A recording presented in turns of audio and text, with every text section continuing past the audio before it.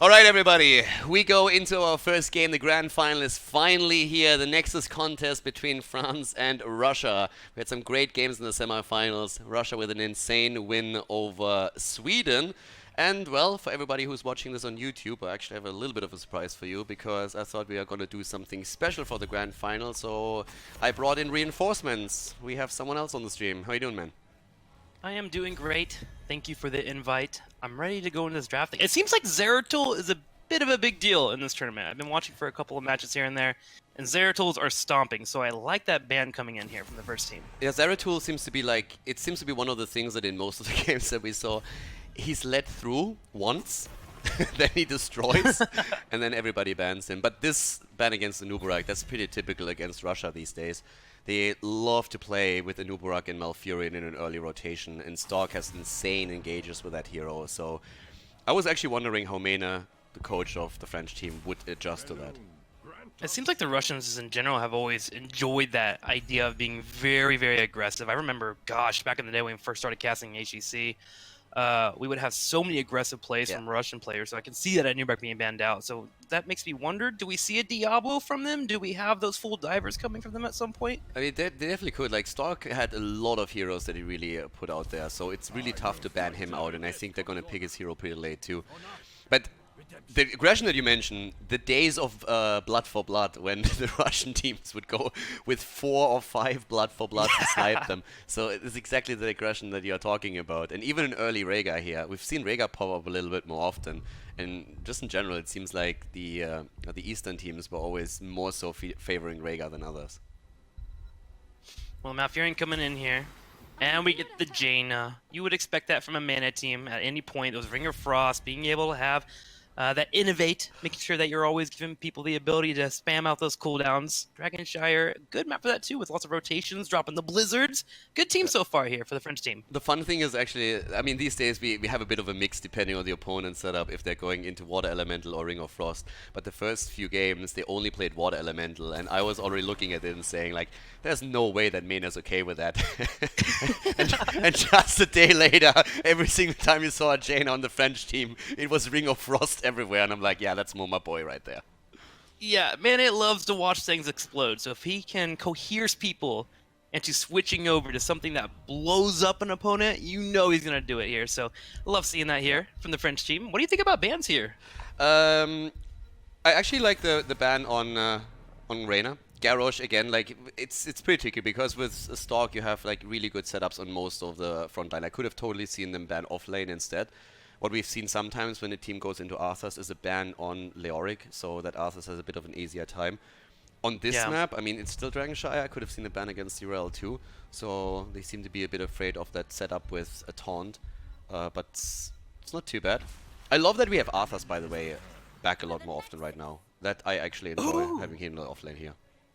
Orphea, has she been pretty popular this tournament? Because I feel like Orphea is one of those characters that if you get a beefy frontline and see that Arthas on the opposing side, you probably can get another melee character. You can actually drop down a decent amount of Qs and really blow up opponents. So how's Orphea been for teams? Pretty good, actually. I mean, Jaina gets the priority over her in most setups, but when Jaina's taken, sometimes come to her. You pronounce her Orphea?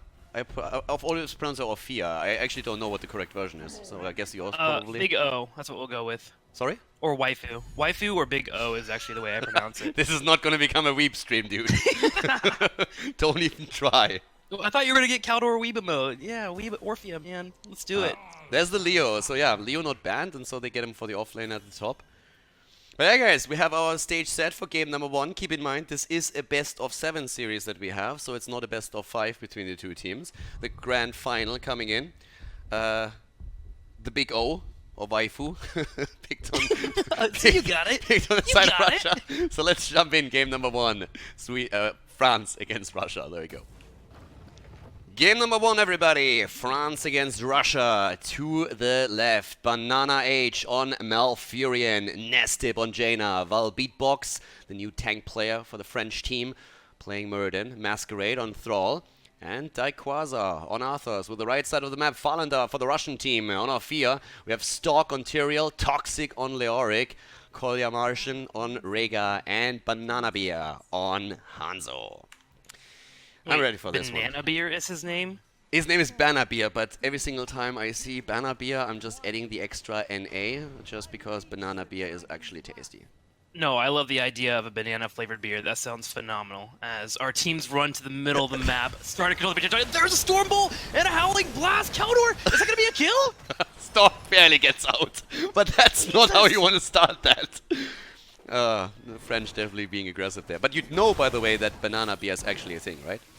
No, wait, what? I know banana bread. I know banana nut, but there's banana beer? Yeah, in Germany in the summer you can mix beer with certain things, and there are people that like to have banana juice, like a third, and you mix that with beer. And I mean, it's a bit of an acquired taste, but it can actually be pretty nice. If it's like a hot summer day, for example. Not what I would necessarily go for, but you will get that in restaurants too. Is Germany the best country in the world? Banana beer? You definitely have to. You have to visit me in Europe, dude. We're gonna go a couple of places. All right. So, I mean, for now we're having the 4-man rotations here, but I'm just happy to see Arthas in the game again. Like, this is something that from casting this entire tournament has probably for me be one of the best things. I don't know what it is, but seeing Arthas back in is just always it's always kind of fun, and he's always like he has this imposing presence running into a big team fight, you know, and just zoning out the back line. Yeah. I actually like that a lot. I mean, he's a face of Blizzard, and of course, with you coming from Warcraft 3, he was a main antagonist, protagonist. Like, I could see why you would love him so much. He's part of Blizzard culture, so of course we'd love to see him. But Leoric, man, your boy, Yeah. is going to be doing a really good job in that top lane. That spooky hand is very annoying for Arthas, and also that wave clear is something that he has to deal with at level 4.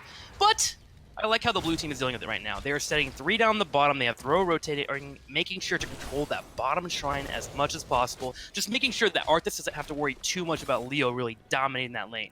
Yeah, and it is a tough lane for Arthas in the first place. I mean, as I said in the draft, sometimes when we have an Arthas pick, we're even seeing Leo banned out. But now Dequaza has a completely different problem, and that's a gank coming in. Orphea immediately trying to go for the big chomp here in the waltz, but not enough damage to deliver the kill. But at least forces Arthas to go straight for the fountain. There we go. Decent damage so far. Knight can't be in grabbed to push in that top lane. Arthas holding his own for now. Will tap and get healed on up. Murden doing his best to hold that bottom lane. Just trying to push out and make the red team think that they are willing to play aggressive. They don't really spot this Knight can't be in grabbed. So blue team should be able to make a pretty aggressive play in the top lane. So France looking to be able to grab those possible turrets and maybe get a pick here in the middle as you see Thrall going for the rotation. One of the adjustments that we're actually seeing recently a lot more, so there's like 2 things when we look at talents at this point. Thralls have pretty much exclusively gone into the quest on 4 to get the Alpha Wolf later. So that's one of the things that we see a lot. And I was actually surprised from the second. Leorics have started to adjust their level 1 and especially the level 4 talent. In this case we have Neil Peasants, but especially on Infernal Shrine fights, we now see a lot of Ghastly Reach so that you get more proc out of your Royal Focus and Ominous Wraith and get more value out of that particular setup. So that has been Look at the bottom here. a bit of an interesting one. Rhaegar in trouble. As Nesdip comes in there, gets a big Q, gets off a pick. Tyrael try to save him, but a little bit too late. So the puppy is down, Khaldor. The puppy has died. 1 puppy down. What? Alright, I'm not gonna do it. Do it! Okay. This is grand finals. Put it all out there. Alright, say wolf. Wolf. You like that growl? I got it, buddy. No, you got it. But I nailed that. At this point, it's funny no matter if you manage to do it or not. I was sparing you. You actually set me up.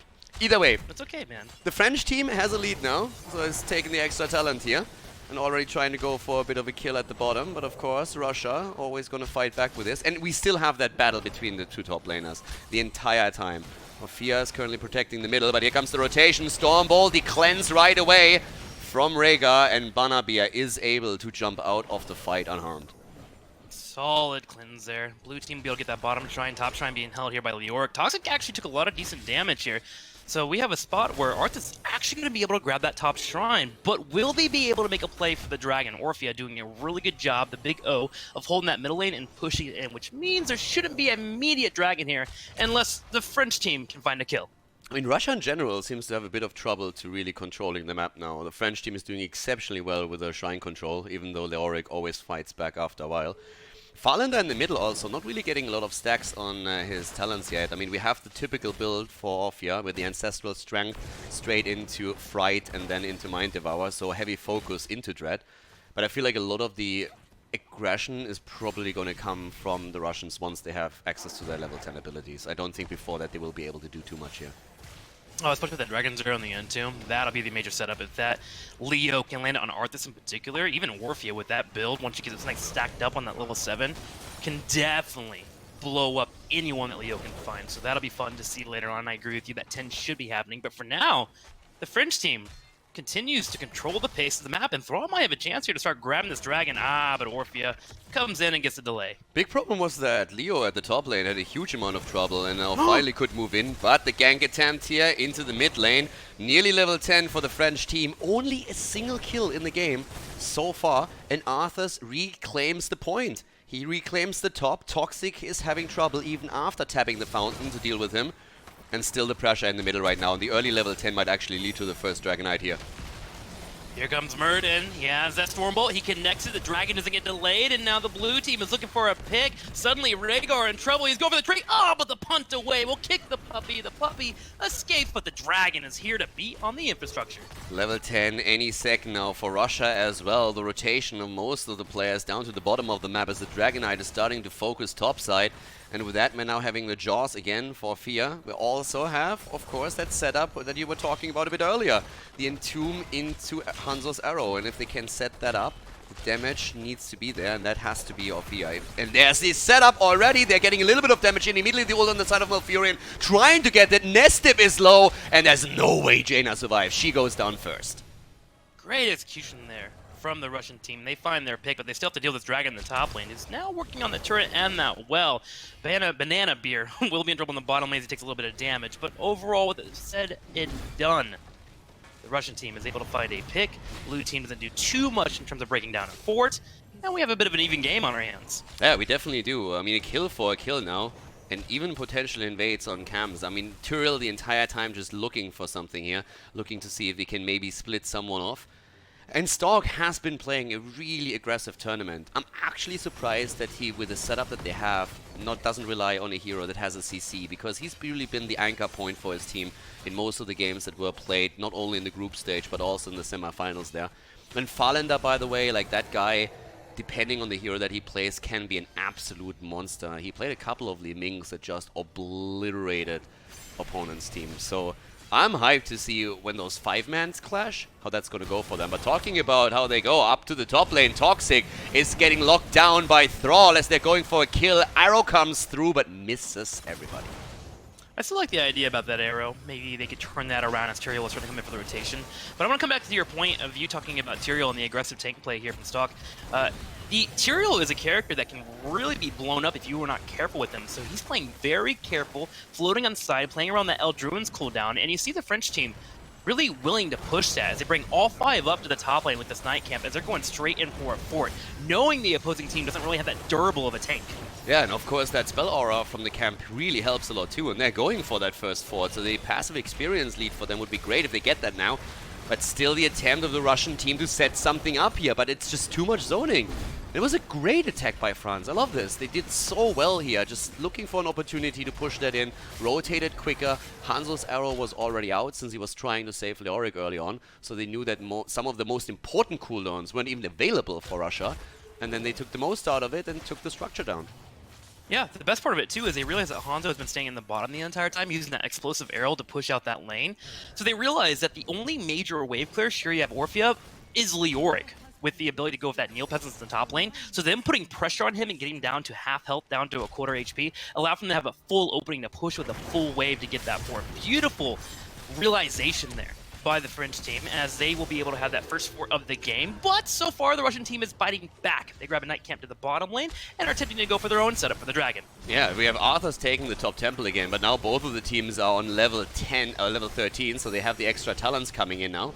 And with that, we also have the Earthen Shield that will allow Rhaegar a bit more time to get the Ancestral through. Super important for him. Quest on Thrall finally complete, so once he has 16, he can rely on the cooldown reduction if he goes into Alpha Wolf, which we still expect here.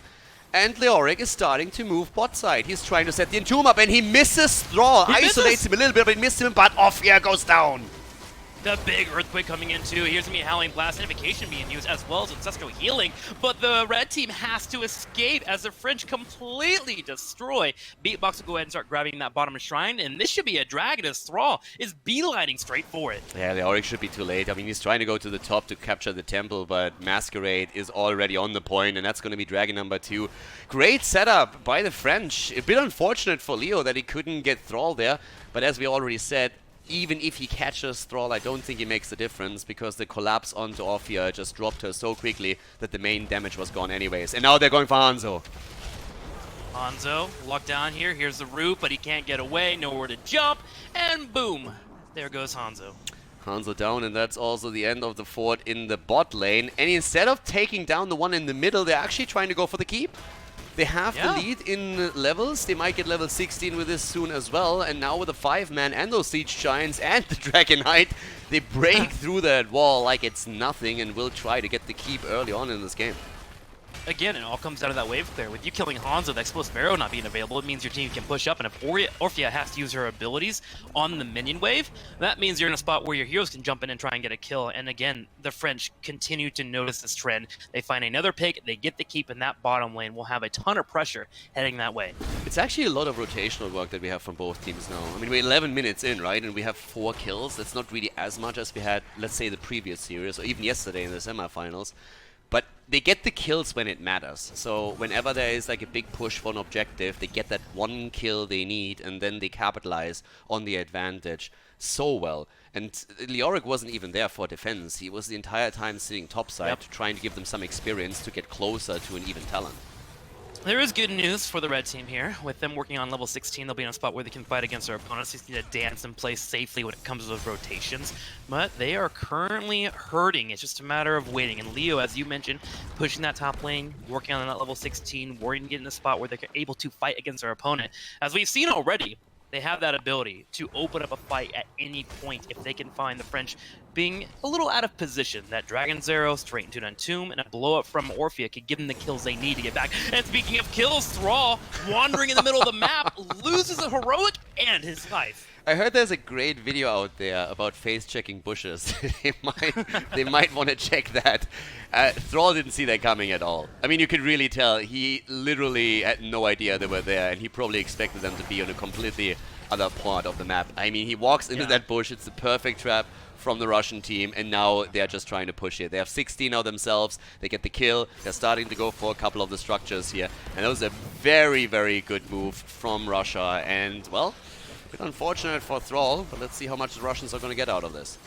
To be fair, that video had Dahaka in it, and there's Dahaka on the opposing team not really being there, so therefore Thrall was in a spot where he had to be that careful. But hey, he gets picked off, and Toxic suddenly in trouble too as he's eating some damage here from the opposing team. Going for an escape, there's a Malfurion Root and a Howling Blast, but he should be able to skedaddle. The main issue is that top lane. Look at it, Khaldor. It is starting to group up and head towards that keep. Yeah, someone has to deal with that soon, and that takes a bit of that advantage away. Again, this time Leo walking in, but before the Stormbolt hits him, he activates the Wraith Walk and is able to move out of this. Muradin is actually getting pretty close to complete his own quest talent. He's 5 shots away, 5 hammers away of making that happen and getting Pierce and the cooldown reduction, and that would be huge for him if he can get that. I'm still waiting for that arrow, you know, that completely locks down the French team and allows for follow-up from Russia. So far, we haven't really seen big fights in like 5 versus 5 setups. It was more so isolated kills for most of the game. That's kind of the beauty of the draft here, though, for the French team. Oh, hang on here. As the bottom is going for a fight here on top of Toxic. That should be a pig, right? Yeah. Ooh, well, he missed the Stormbolt initially, but Leo is still down. That's another big one, of course, because still the objective is up, but top side, with an attempt of a play, arrow not thrown out, so apparently the Russian players at the top of the map were not quite comfortable enough to throw that out, but they're trying to go for Masquerade again, and there's the arrow! Now they have it, and even with the Earthquake, no chance for them to make a play here. Immediately the focus onto Arthur, stay Quasar, trying to get the army out, trying to survive here. Bot lane pushing, the rest of the team is starting to move in, and here come the French, well, Beatbox jumping over and hitting the Stormbolt. Identification connects, and the rest of the team does show up, but Nestip is looking for that damage on top of Banana Beer. There goes Ancestral Healing. He's staying alive, but he is rude. At the same time, Rhaegar in trouble. Combo comes out from Orphea. Day just trying to stay alive, but he finally gets picked. Barnaby jumps out, they take down Arthur's, but now Rhaegar has fallen, but they're still isolating nearly everybody here. Oh, Malfurion! He goes down and Hanzo jumps away, gets barely out of it. Stork is trying to help out. Beatbox hits the Stormbolt, but it's a bit too short, doesn't get anything out of it, and we are walking away with 4 heroes on the French side dead. Muradin, though, still having the guts to move up top and saying like, yeah, I'm still reclaiming this one. Oh no, Beatbox actually missed that storm at the top, so he has to skedaddle away, and Farlander will go ahead and grab that top shrine. Will the Russians be able to grab their first dragon of the game? It is looking like it as Leo starts to channel in the middle, and there it is.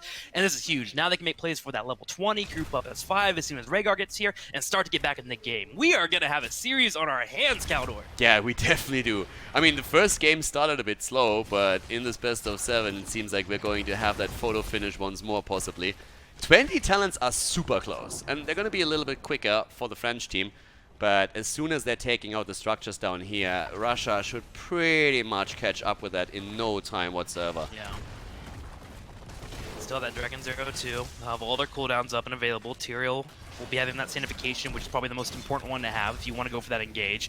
Beatbox play a little bit aggressive here, and I like it. Really trying to zone out that Orphea while the rest of his team works on the Dragon. And the Russians actually having a hard time of grabbing that bottom 4. They have to back away. Yeah, look at their Quasar too. I mean, Arthur's the entire time was looking for a flank and seeing if he can maybe walk into that backline.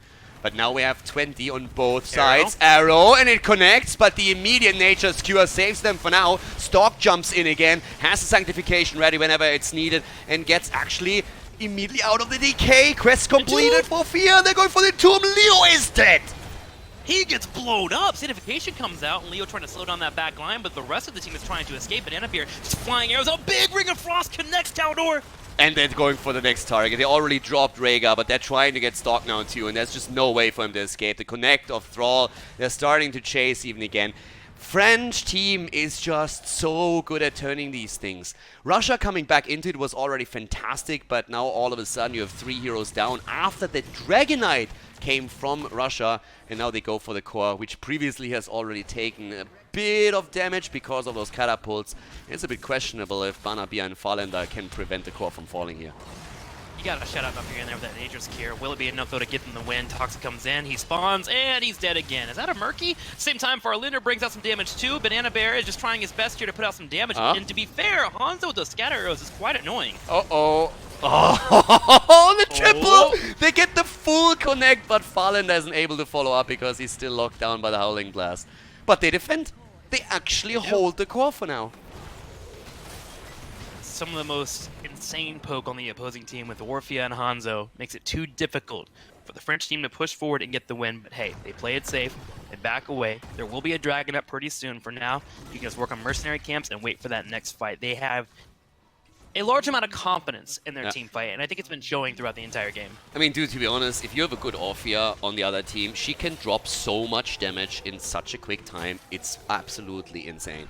And if Orphea wasn't locked down, I think after Hanzo's arrow connected, she might have been able to get the kill into the backline there, just and move out of it again. But as it stands, the situation hasn't really changed all that much for Russia. They're still in the spot where the bottom keep is missing. They have to deal with the camps that were not taken because the French team had so much map control. But outside of that, things haven't changed too much. The French team was trying to move in to drop the core. They couldn't make it happen because both of the damage dealers were still up and zoned them out. And now we're talking simply about a Dragonite again. The problem, of course, is that the Russians have to prevent that in the middle of the map. But if they win that fight, they have a good chance of making a comeback here. Yeah, and they do have tools to win that fight. That Leoric with that level 20 buried alive being there is always something that you have to be terrified of. If you can have Malfurion get locked in there, Thrall or Jaina, typically you can take them out pretty darn quickly. So you're seeing the opposing team, the French team right now, spreading out, especially when you're looking at that Jaina. She is playing careful. She is deep behind her teammates, behind those tanks, making sure she doesn't get hit with that, because if it does come out, the Russians can turn this game in a second. Siege Giants on the core now, though, and that's definitely a concern, but they go for the fight, and they're going for the beatbox immediately. The clenching jaws are trying to crush, but that's the Sanctification, and once again, the French are trying to make the play here. Stork is already getting locked down, or they're trying to. Arrow coming into Ancestral, keeping them alive. What a fight!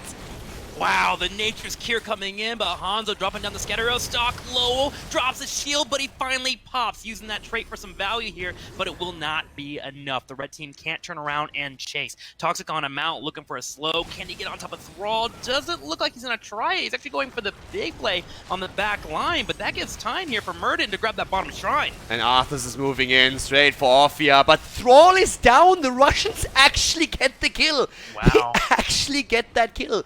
Top lane is under pressure on the other hand. And I think they made the French angry.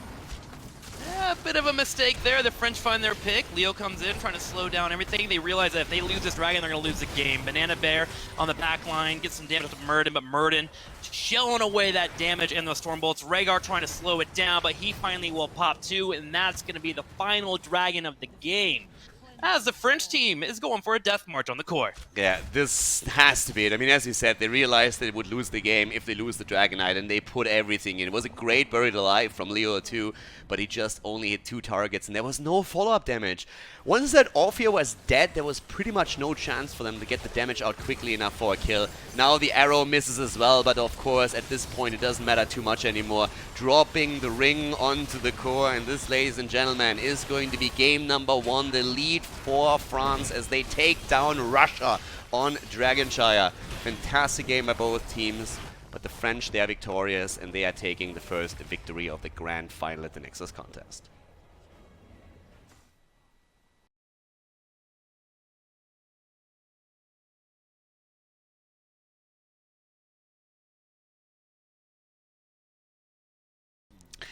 Game number 2 coming up, everyone, and we have Tomb of the Spider Queen as our second map. France against Russia, a best-of-7 series in the grand final of the Nexus contest, and the French team took Dragonshire, therefore in the lead. So, small map right now, and it's actually a pick from the French team. Back in the days, that was a map choice for the Russians, but we have immediately Jaina banned out, no more main Ring of Frost. What do you think about that, Tim? I think it's a smart play. I mean, there was a couple times where even just positioning in general for the Russians were a bit too aggressive, and they realized it in the middle of a Ring of Frost coming out and would attempt to escape and actually get caught, 1 of the 2 members. So just playing around the Ring of Frost, making sure it's not an issue for them, makes it a bit safer for them overall. It's just a matter of whether or not the French team has other aces in their back pocket. I'm actually wondering if at any point in this best-of-7, Stark is going to get his Anubarak. Because again, we have it banned out, and I could totally see Mane just say, listen guys, whatever you do, you just ban out Anubarak, and we play around whatever else they're good with. We're going to play around that. So he will have to adjust, but I don't think it's going to be the biggest problem for him. I mean, he played a lot of Johanna, for example, too, and on this map with the wave clear, she would be a fantastic pick for them, always assuming that heroes like, let's say, Garrosh or Diablo are not available. Okay. Second ban, thinking about taking him out. See if we'll go another Zeratul ban like we saw in the first game. Seems like a good choice. Although it is 2-minute Spider Queen, you don't really need to ban out Zeratul on this map. He doesn't get much value now that I think about it. And both of the lockdown heroes now taken, so no Tyrande, but we have Maiev coming through, and that is actually crazy. Maiev was so far banned out in pretty much every single game at the Nexus contest with the exception of 2. On Volskaya in the last best of 5 series we had her once, and I think in the group stage she was let once through. Outside of that, not a single Maiev. So if they let that through, it's actually interesting to me. I really want to see how much Russia can pull off with that. Well, the French team had an answer already. Johanna coming in, which has been the traditional answer you have against Maiev. First off, you get that wave clear, but second off, that Iron Skin.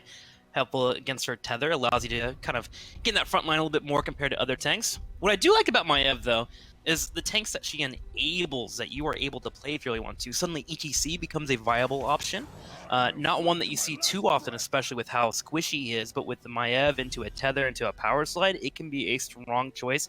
And of course, other tanks that really bounce with her as well, but I just like how she enables so many frontliners. Yeah, I could have even seen them go into Stukov, for example. I mean, they pick Rhaegar again, yeah. But if you can tether them into the silence, that's also super insane if you're trying to blow those targets up. And if they, well, every single time they get an Uberak, when, for example, Tyrande and Malf are both banned out, Stukov was a follow-up for them. But he gets the respect ban on the third one at least, so no more Farlander off here. I can actually see them go into Liming again, always assuming that the French team is not going to pick it away. Leo banned out again here. Keeping that away from that Arthas, as you were mentioning in game number 1. Kind of annoying to lane against. Even though Arthas did do well in our last game, it's still something that you have to consider. I do wonder, do you think we'll get a Blaze at all in that side lane, or do you think it's Arthas completely here for the Russian team? Blaze is, I think we're still going to see him play quite a bit because we had so many, especially on maps like Infernal Shrines, we had so many sick setups with the jet propulsion. Oh, there he is. Uther I didn't see coming though. That is interesting to say the least. That's the first Kerrigan time, or the second time that we have Uther here. I want Kerrigan for 5th pick. Okay. I don't even care. Just straight up go all in, go for combos. You got that Divine Shield, you got the bunker for her to jump into, pure protection, pure aggression available. Nah, man. What's Old school. Genji. Yeah. Genji Dragonblade. Ooh. You think so? And I honestly don't know. But Gul'dan and Stitches coming in. Alright, super heavy front line. Maya for the extra tether. Stitches for the hooks. And that last pick, I mean, honestly, I see Uther and want something spicy. Yeah, same. That's why I immediately went to Kerrigan. Ah. Although, now that I look at it, I don't know. Stitches with Gorge and what? I didn't see that coming. Okay, it's a little bit old school style what we used to see from ADRD's teams. Uther, Tassadar, double support Hanzo for the French team. They have the wave clear with Tassadar right now. They have some stuns through Uther. I mean, ladies and gentlemen, game number 2 coming up, and we have France going up against Russia with a double support composition heading into Tomb of the Spider Queen. Game number 2, everybody. France against Russia, the Nexus Contest Grand Final. A best of 7 series, and on the left in blue, Allez le Bleu, we have the French with Val Beatbox on Johanna, Banana H on Uther, Nestip on Hanzo, Masquerade on Tassadar, Dequaza on Blaze. And to the right side of the map, facing off against this double support composition from the French team, we have Stalk on Stitches, Kolya Martian on Rega, Farlander on Maiev, Toxic on Arthas, and Banabir on Gul'dan for the Horrifies in the later stage of the game. Double support, Tim. Do you think it's going to work? Yeah, it certainly can. I'm a little bit worried about that late game power, especially with Stitches being able to get that fishing hook at level 16. But in this early game, especially with the wave clear coming in from Tassadar and that level 4 resistance you can get there, you definitely have tools available to make sure the opposing team can't run you over. And if they get to that initial hump of the Stitches hook into a Horrify or the Gul'dan Corruptions, I could see it working. But I gotta say, overall, I think I'm leaning a little bit towards the Russians on this map. I have to say that I'm a bit scared of all these stuns that we see from the French team. If they stack that well, I've seen so many insane jet propulsions in this tournament that I'm starting to get nightmares of Blaze just charging into battle. And if you follow that up with any kind of CC that they have, especially after level 10, there are insane chain locks that they can have, where you can just simply have a hero that doesn't move for 5 seconds, it feels like. I feel this is where Rega is going to have to play a huge role with that cleanse on 7. Another thing, too, is you got to really account for all that wave clear being available here for the blue team. The French just being able to drop down so much clear. Side Storm, Explosive Arrow at level 4, Johanna herself condemns. Blaze, while a little bit more mana intensive than it used to be, still pretty strong in his own lane. Speaking about Blaze, here's a tether, here's a pop, here's a Rhaegar bite. But he just Superman's out of there and taps. Yeah, still has to waste the cooldown though, and they're making the rotation towards the Siege Giant camp already, and I guess that's going to be sniffed out by the French team in a second. We have Val Beatbox already starting a rotation bot side, but it's a bit late. It's unlikely that they can do anything about it, so it seems like Russia for now is going to take a bit of a lead in the macro pressure of the map. It's always good to make that giant play too when you realize that your opponents have a pretty strong wave clear. You want to try and slow them down from the tempo of attempting to grab the map in the middle and the top by getting so many gems. And if you grab those giants, they may have to pull a resource down there, which again slows down the game a little bit for you, which is important for Stitches. The more time you can buy with him and be able to get those hooks for those opportunities to find those picks, and also time for corruption stacks, is always great in your book. So nice play there by the French team. Level 10. What do you think? Do you think this is going to go Gorge? I mean, with the setup that they have, I could see them do it, but I feel like Puric Bile is still the better choice in the long run. Yeah, every time I want Gorge, I always get Bile. Every time, unless it's JPL. So I feel like I go Bile, but I could see a world where you go for it. You go for that big Gorge, you drop out that Howling Blast Ring comes in, you just blow up a target. Oh my god, this tether is huge! Nesdip gets pulled in, and Hanzo is dead. If you kill Hanzo, this comp falls apart, and the Russians realize it, and they keep on pushing. And that's a great push in the first place. I mean, great timing for the camp, and then using that spell aura to just take the entire wall down. That was an easy one. If they can get a full turn in, they can get an easy fort in the mid lane, and that kill, of course, as you said, eliminates the main damage dealer right away, and without that, the double support composition just isn't going to do anything for you anymore. Day able to get out of all these engages. This guy is the luckiest Blaze I've ever seen in my life. Gets away from 2 ganks now, and does just fine in that bottom lane. Smart heads up play for him. Hanzo finally comes back, but that turn-in you were talking about is nearing, as the Russians are trying very hard to drop off those last 3 remaining gems and get that turn-in, go towards that level 7, and break down that fort that they've already opened. They would love to get this. Main primary focus here for the French team. Do not allow that to happen. I'm actually interested in level 4 of Tacita. He went into Carla's Embrace, and I could have totally seen him go for armor here since they play against Stitches. So that would have really helped to just eliminate any kind of, or help any target that gets hooked. But talking about hooks, hooks come in after the Red Web Weavers are confirmed, and while Beatbox is getting body blocked, already used the Iron Skin, and Johanna is in trouble and is about to fall. If they can get, oh my god, what? Walks away with no hit points whatsoever and gets the quick heal from Banana Age. But that was a good escape, considering that those Web Weavers have to be dealt with, and without your tank that would have been a problem. It's already annoying enough that she had to go back to heal. A great escape, but still something that, yeah, annoying that she has to back, because that stops that wave clear she needs, and that gives us time for this entire team to push in the middle lane, and they get right up on top of that fort. They get nice and cozy, put a little bit of damage on it, and finally with Beatbox coming in, they can slow this down, but you gotta love the damage coming in from the Russians as they continue to be very annoying towards her. Oh my gosh, Farlander goes in, that's a tether, and that's a pop! Hanzo gets wrecked, and now they're trying to body block Johanna again, and this time she doesn't get away. Great Vault of the Wardens there towards the end, dodging the damage from those turrets. They get the easy fort here in the mid lane. And Experience alone, 3 kills against 0, and far ahead now in the game. The Russians are just looking fantastic here. And as we said before, they are such an aggressive team, and they show that again and again and again. They have come out to play, that is for sure. This is one of those battlegrounds that has always been in the history of Heroes of the Storm, a map that you just do not want to fall behind on. If you're unable to walk across the map and get towards those web weavers and drop the turn in, you're in a position where you're always hurting, especially if your opposing team has 2 to 3 levels on you before moving to level 10. It feels like it's a map that's very hard to come back in. So the French team, they need to dig deep right now, and the good news is they have gems available, right? They have those turn-ins available. The thing is, they can't really turn them in now. With 10 looming here for the red team, it's an easy defense, so they just kind of have to wait it out and play patient. I mean, what you said, Russia is trying to get that second turn in with 10. They don't have the gems yet, but they are actually starting to close in on it. And if they just take 1 or 2 more waves, they're going to be in a great position. They're even heavily pushing the bot lane now with the Siege Giant camp because they know they will have 10. And there it is.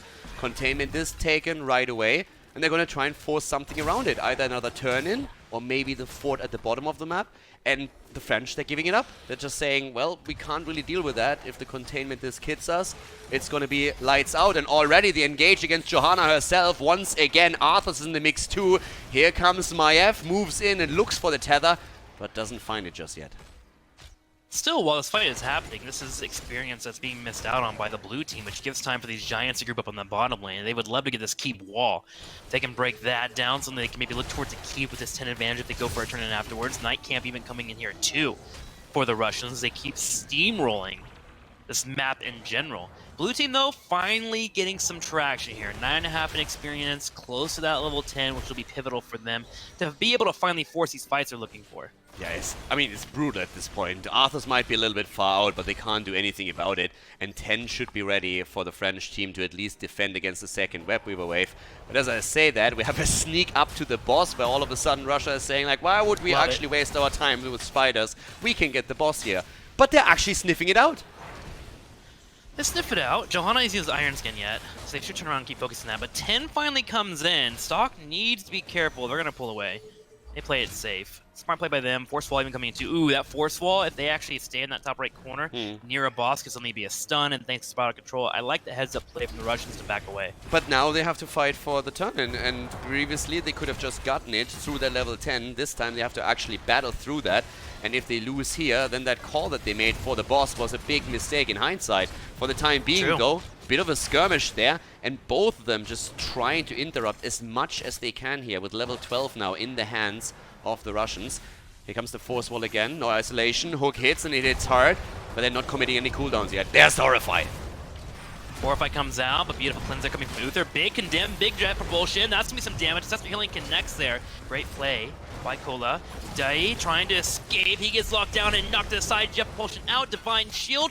Long fight, but the blue team is starting to be bruised and battered. Yeah, great cleanse on Maiev, and they're going in for Wild Beatbox, and he goes down. That's 19 gems already lost, and Stork is looking for the hook now. Looks for the hook, waits for the cooldown. And doesn't hit it. Banabia is not connected there, but they get the quick follow-up from Arthur's, and that's a kill. The gem's about to be recovered, but Farlander is threatening for a time being, at least, the next tether. Great fight again. I mean, both of them really going ham on it, and especially Rhaegar. He did so well, not only landing that Ancestral healing, but it was also the perfect cleanse that he had on Maiev, just as she was attacked in the attempt from France to lock her down to drop her. Yeah, the support seem to be doing pretty well. Uther also had a really solid cleanse in that fight on Tassadar, because Tassadar was hit with the Horrify, but able to make sure that he got away. Have Tassadar pop there, suddenly Hanzo would have been in a spot where he's not getting that lifesteal, and they would have had to back away. Granted, we saw the French team lose, but gotta shout out our supports today as they are playing very, very well. 13-11 though, as the red team gears up for another push, and this time they can take that fort in the top and maybe get some damage on these keeps if they play it well. Yeah, we have 5 kills against 0, and as you said, keeps are already opened up, especially that mid lane. Lane has been pushed out, but we have them trying to see if they can maybe get a quick kill here. Ton of gems on the other hand for the French, so they have recovered quite a fair amount of the ones that they lost when heroes died. But if you lose a hero or two in this setup now against the talent disadvantage when you're trying to defend against the Web Weavers, that would be a nightmare for the French. They really depend on holding on to these gems to have a bit of a chance to come back into this. Really gotta dig deep, pull out that teamwork. Another hook comes out, but Stock misses. Force wall to lock him in.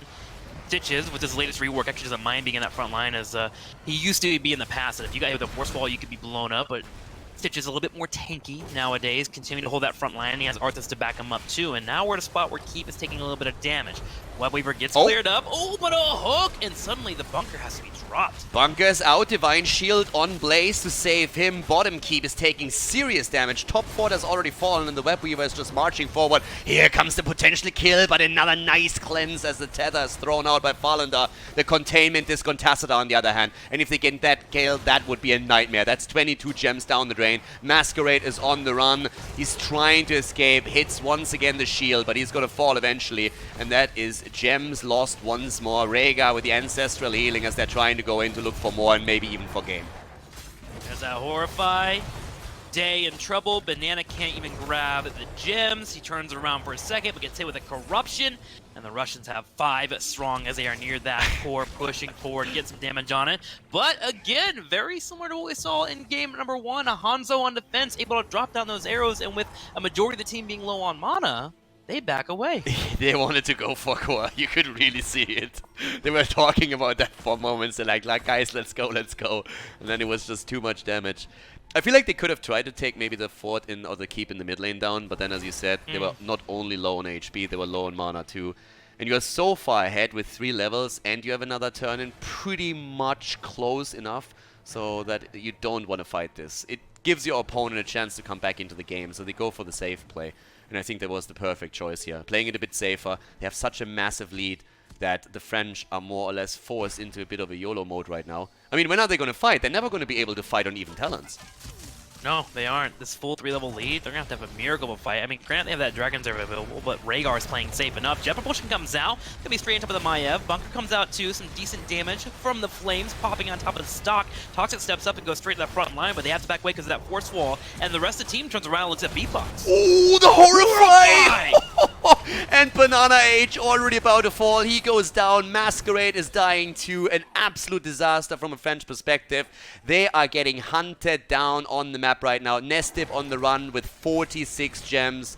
And the rest of the team, I mean, they're not even going for him right now. They let him escape. Instead, they focus on Johanna. They take her down. Boss is wide open. Boss turning, right? What a fight. And especially Farlander. He actually dodged the Blessed Shield with his Vault of the Wardens. It was such a great move.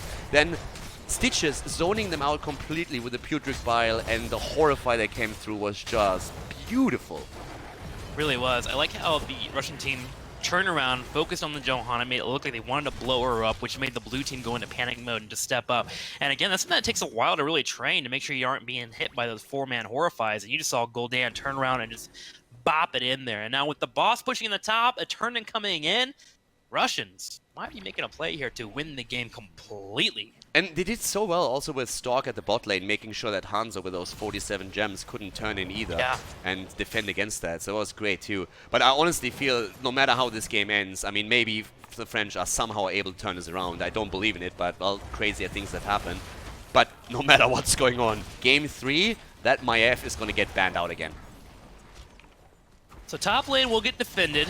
But look at the Russians, actually, as they come in from behind, and they are just looking for an opportunity to get that pick. There comes the arrow, hits multiple members. Rhaegar not dropping a cleanse quite yet. Divine Shield gets used too, and a bunker. All the defensive cooldowns have been used by the blue team. Horrify is still up, while Beatbox about to fall. Horrify actually missing since he didn't move up top, but he dies anyways. The second kill comes in as Blaze goes down. Banana Age also eliminated, and this is all she wrote. 14 kills against 0 as we have Russia moving on to the core. They're going to tie the series here in this best of 7.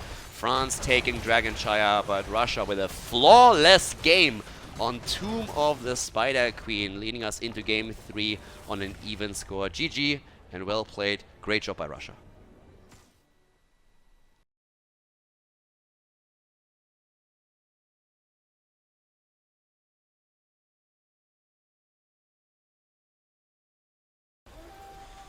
Game number 3, everyone. France against Russia, and the Russians came back into the best of 7 series with a bit of a bang on Tomb of the Spider Queen, doing extremely well there. 14 kills against 0, and now we have map number 3 to decide who takes the lead in this grand final. And Russia chose to go for Alterac Pass, so Tim and me for the first time together at least, having a bit of a look at this map. Take away that Zeratul on this map. He's great with that Q build. But just clearing out those mini waves, jumping between the two, being an annoying presence after level 7. Just don't give your opponents a chance on this map. That, Hanzo. Chroma used to be pretty popular on this map. I don't know if she still played nowadays, but she was so great at poking. We see her every now and then, but like not really as much. So, like with Orphea now in game, you know, with Jaina having such a huge focus. Yeah. But there's the ban on an Uberog again, so Stork is still not gonna get his buck. No beetles for him. The Jaina ban from the side of Russia, so they don't want to really deal with that any longer. But I could totally see also the map itself really shifting the priority of the picks a bit, because globals become obviously kind of important since you are playing on a huge map, so Dehaka might be something that we're going to look at for the offlane. Does Dehaka get... You mentioned Dehaka, but I feel like he has such a hard time coming in on the map because there's so little bush availability. But it seems like he's still pretty strong. Yeah, I mean, I would say the focus has shifted a little bit away from him, at least in this tournament. The main map for Dehaka seems to be, I would say, Towers of Doom at this point in time, where you can still get a lot out of pushing the top lane. But we have seen a lot of variation, actually, from the offlaners. I mean, Towers of Doom, we have seen a bit of Samuro play just yesterday in the semifinal, for example. And with Arthas, as we discussed earlier, starting to become a huge part on the offlane again, Dehaka has fallen even lower in priority. But the global that he has, you know, still offers you some mobility here. I mean, this is a map where we have... I haven't really casted too many games here, but we have seen some adjustments. I mean, even Illidan made it into the game once. But Maiev... While we're talking about Samuro, can we just 1 second just shout out Monkey for ruining everyone's games for a couple of months by making that character so freaking powerful by showing everyone how to play him? God, I hated playing against that character. I was so glad that I got nerfed, so thank you monkey, in the most sarcastic way that I could possibly throw that out there. Thanks a lot, dude. Appreciate it. There's a good chance that he's watching, actually. So I mean, That guy ruined so many of my games, dude. He gets a blame for everything.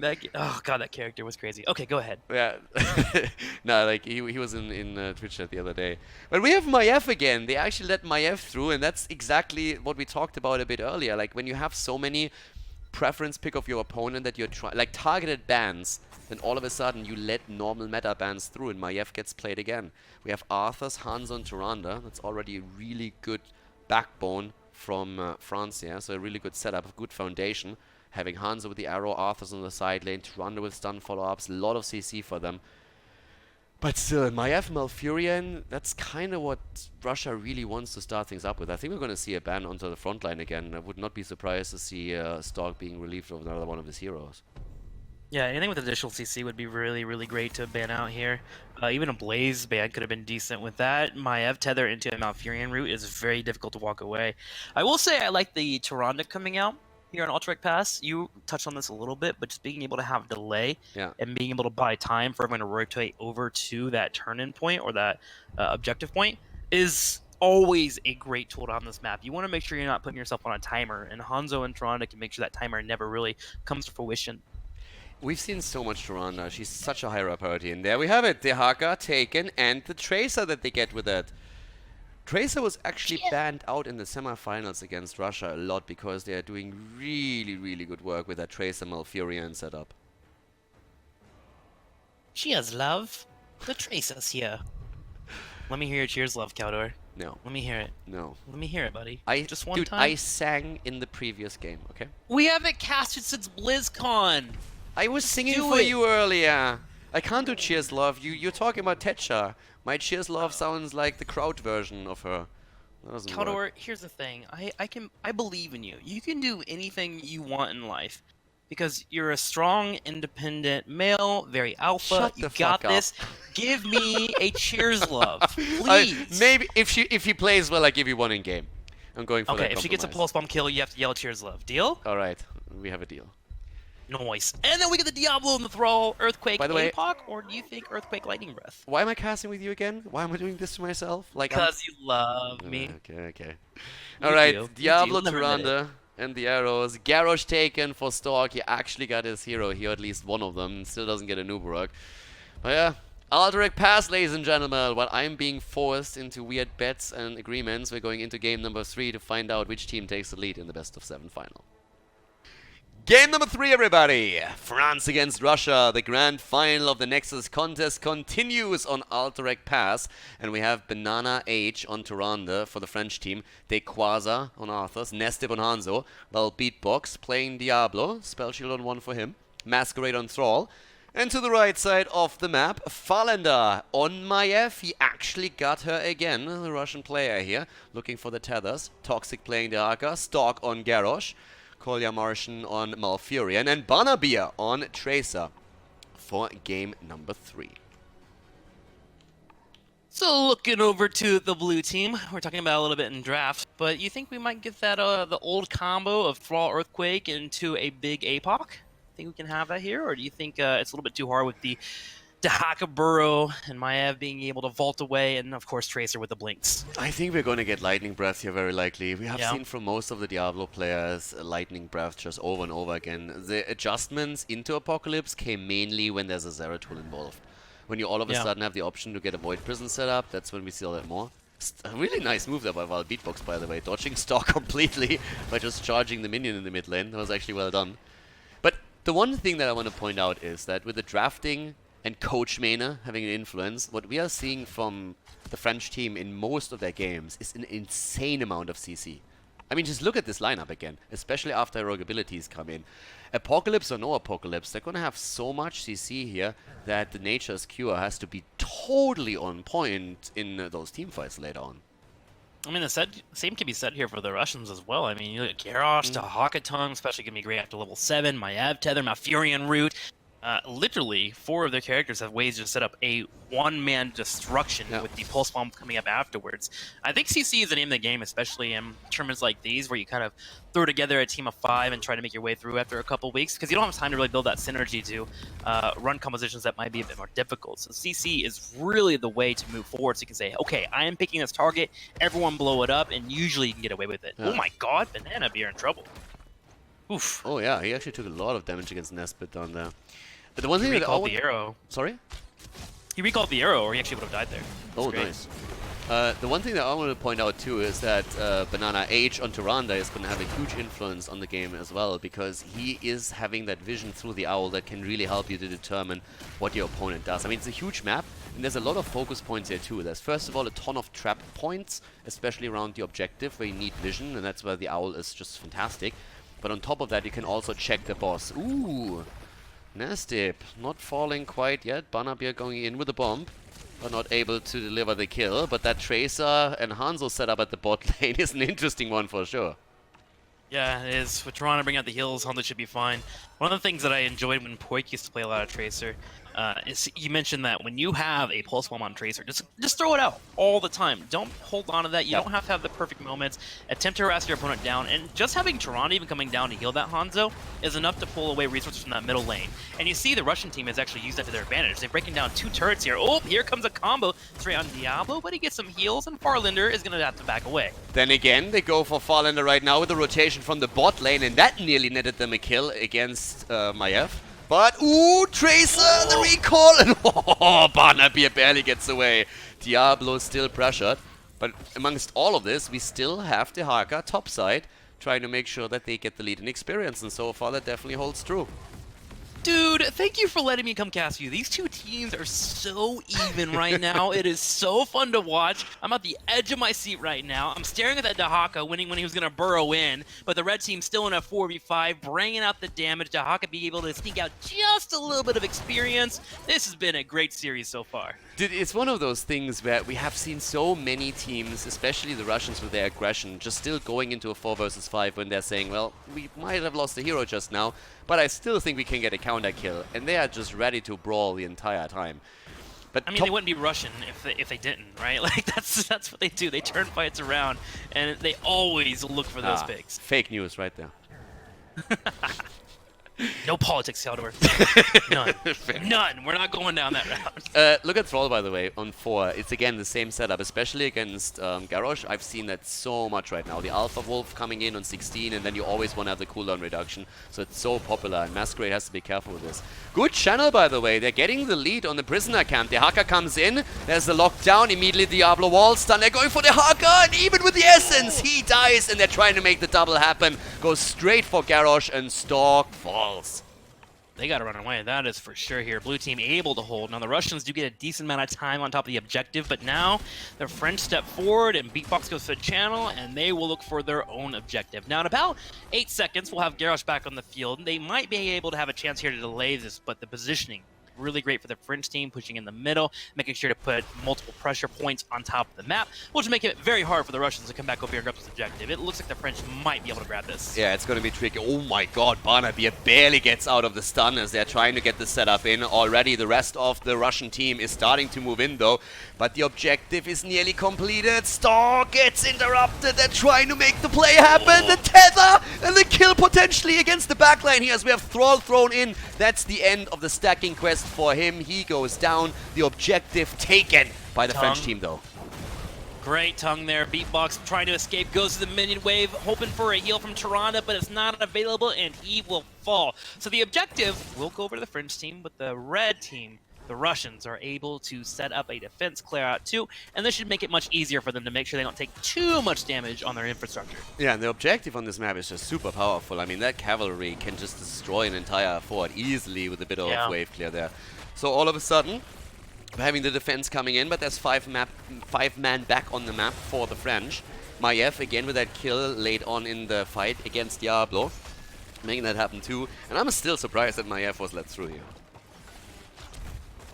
It might become their downfall, that's for sure. I imagine if we do have a loss here for the French team, they will be looking to ban that in game at number 4. But right now we are tied up 1-1. Solid defense here for the red team, and they take a large lead in experience as they move towards that level 10. Main issue is there really isn't too much for them to go to. Maybe a boss they can look at, but not having objective up on this battleground when you hit that level 10 kind of hurts. You can't really exploit that lead too heavily. Yeah, it's actually insane because so far whenever we've seen an objective on the map, and again, granted, sample size is small, but usually when you get the objective and you start pushing, you do a lot of damage and you're really able to take structures, but they haven't been able to do that at all. I'm a bit surprised that they're not even hiding that they're going for the boss here. I mean, they have a level 10, but still they make that play right away, make the call, go in. But level 10 is so close for the French team that I actually expected them to at least attempt to hide it, but far from it. And now we are having all of a sudden the Haka burrowing in, getting the drag. They're trying to get the boss here. The arrow comes through and Stork gets the objective, but they still might lose. Oh my gosh, Farlander able to hit that containment disc. Stock low on health, he will fall. The rest of the team is trying to escape. But Farlander made sure that Diablo could not interrupt that boss from being grabbed. A stun comes out, hits on top of May. He has Icebound Fortitude, so he should be fine. Banana Bear is looking for a kill. Shouldn't be able to find too much here, but the boss has been grabbed by the red team. But again, Maev able to hit that containment disc on Diablo prevented the French team from going in there and taking away that boss. Had that not connected, I think we would have had the French team walk away with a boss and a kill or two. Yeah, I mean, you saw the Haka already burrowing in and trying to block him initially, but then the follow-up from Maev, that was really needed. But I can't believe how ballsy they were there. That they go for boss is absolutely understandable since they have 10, but they didn't care at all. They were like, yeah, we're going to walk right through the vision. Hanzo was just like, wait a second, really? And double checks it with his own vision, tries to confirm that they actually go for the boss and not for simply for a trap. And he was like, boys, you might want to come down here because I think they're for real. Okay, no forts lost though with that boss being grabbed. Only a kill, 3-2 in kills so far. Objective is up.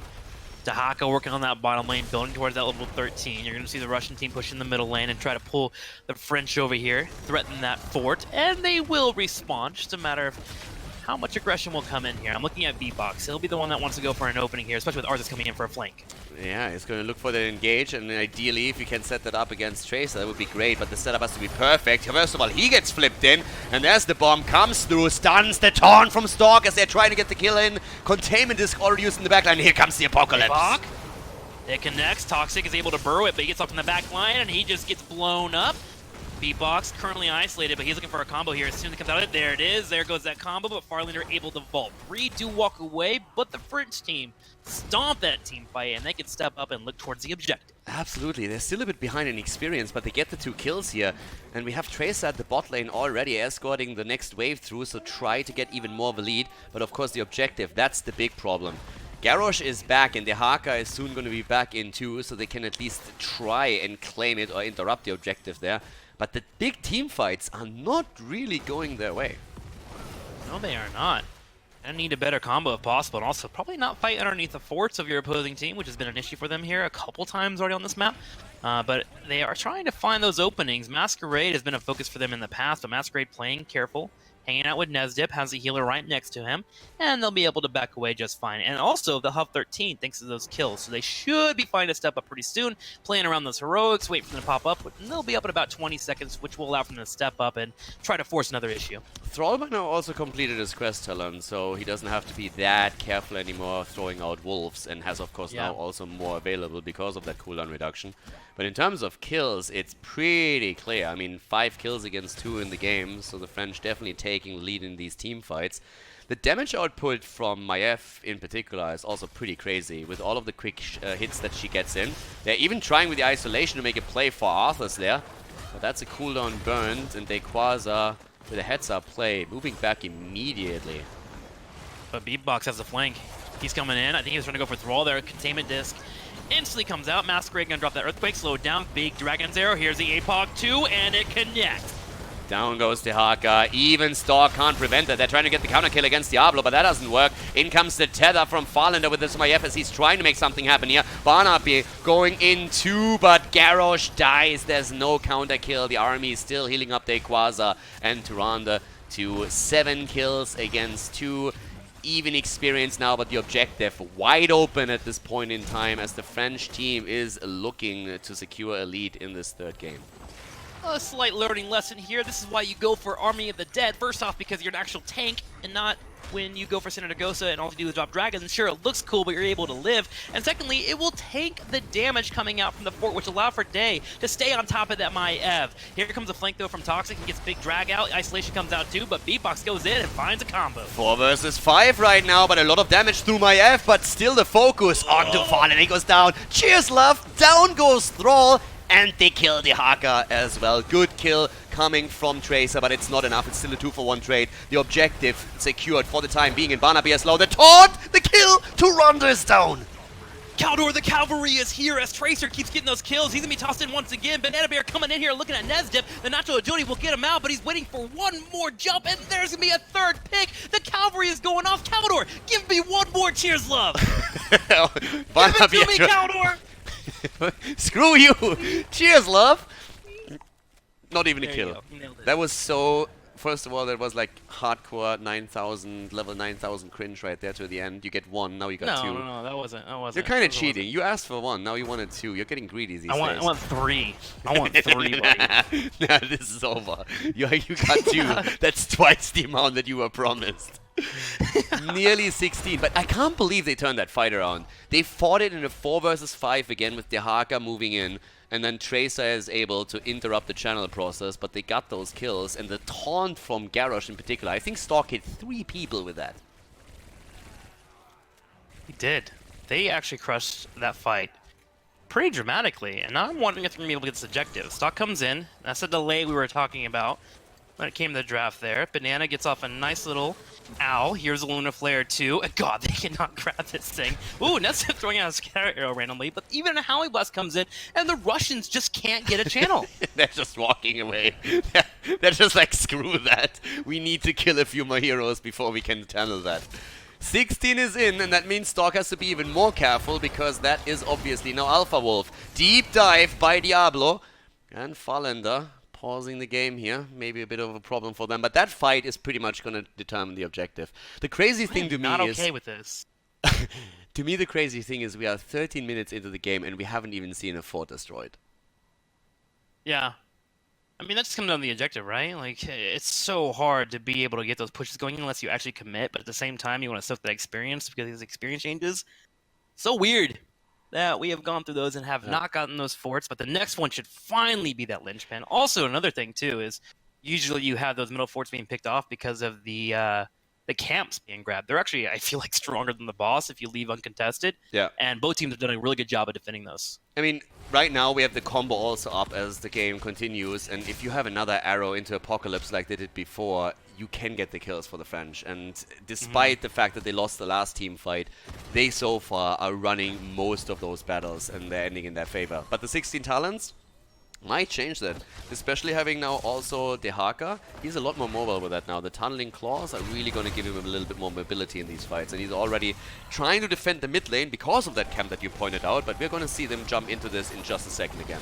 Oh my gosh, Garrosh is just melting. Garrosh is down. Garrosh has been destroyed. There's an arrow. APOC comes out. The recall actually gets Tracer to get blown up. Cheers love indeed. Farlander is going to be able to get away, but that is 2 immediate picks and a channel for the French team. Was that a misclick? I didn't really feel like he was in any trouble anymore. He moved away out of the Apocalypse, and then he actually recalled into the APOC. And the French team just says, well, thanks for that. I guess that's another kill for us. Double kill for them. They also get the objective. I feel this is the moment where we could easily see that game snowball pretty heavily against the Russian team. That was definitely a Yahtzee from me, Khaldor. And now we have a big push in the bottom lane. Arthur's working on the top, and they are looking for those forts that you wanted earlier. Damn, the one in the middle is already down. The one at the bot lane is just melted away.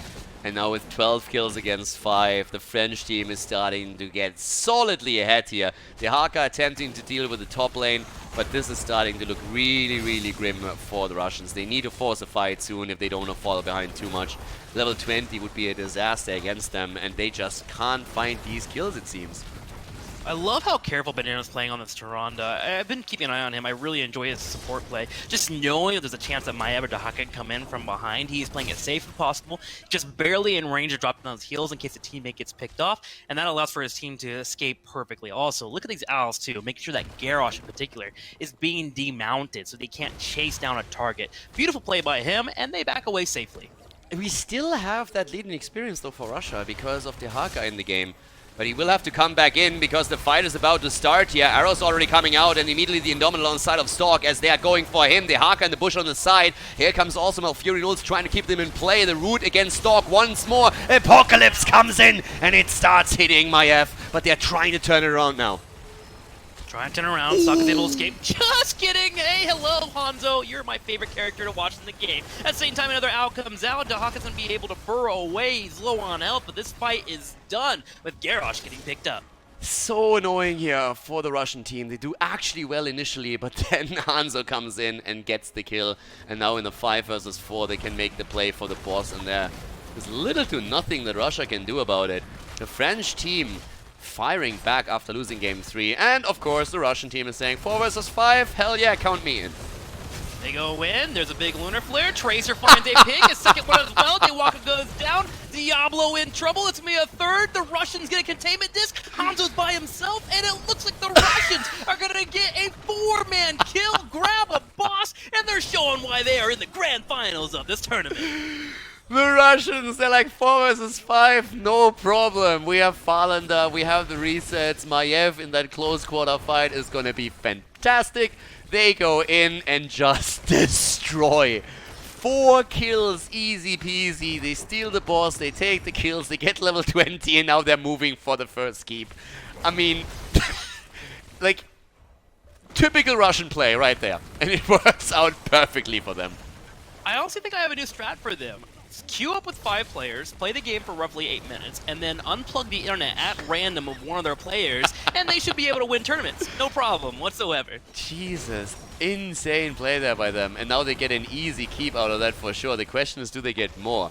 If France tries to force the fight behind it, then we might be in for even, depending on the outcome, a win. But nope, level 20 abilities, that's something that even the French don't want to go up against.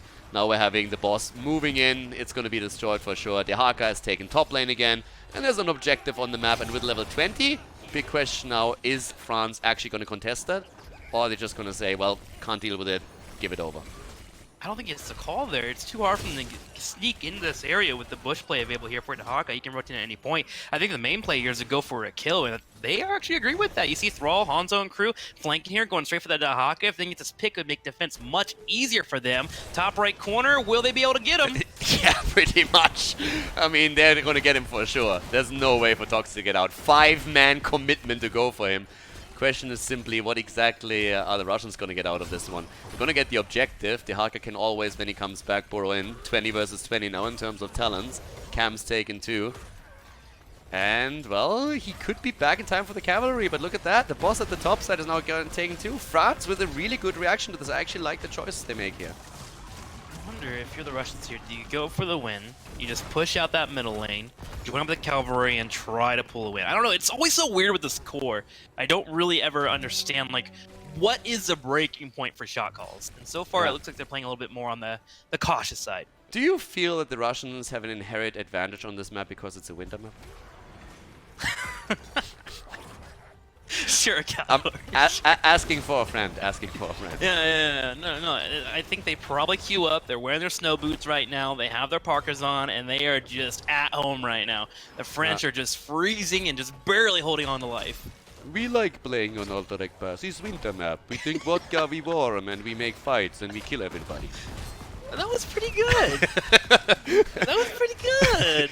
I honestly like the way they're playing. The cool thing about casting Russian teams in general is just like, they are so insanely aggressive and they want to fight. I mean, taking that 4 versus 5 at the bottom of the map, yes, you have a Maiev, but still going for that fight was just crazy. And they actually make that work, and they have the good coordination there. They know heroic abilities on ready. They make the play. Good reaction from the French now too, but still we're looking at a top engage, and they still have some remainings of those objectives, so the cavalry is still moving through. The wall at least is broken down, and they're trying to see if they can maybe isolate a target and get a quick kill here. But the French are still way ahead in kills. 14 against 9. It's a pretty sick setup here. That game could end anyway. All things said and done, French gotta be happy with where they're at, especially considering where they were a couple minutes ago. That pick on Dahaka and that boss play just gave them enough wiggle room to get 21 themselves, and now we're coming into a position where it looks like the last objective is going to be the one that decides the game. The Russians escaping, keeping away from this fight, as the French start to feel a little bit more confident. Oh, wait a minute. Stock coming in here. Banana Beer goes in and gets the recall. And here's the Earthen Shield from Thrall, the throw, and we're having them move away with Malfurion already popping the old Banner Beer, diving in, zipping back, trying to poke a bit from a distance, as Stork is still looking to see if he can maybe flip someone into the team. Stuns coming out from everywhere. Tirana with another attempt here. Diablo with a turnaround attempt, while Beatbox moving away just as the Russians are starting to chase once more, but the Howling Blast of the Quasar stops them.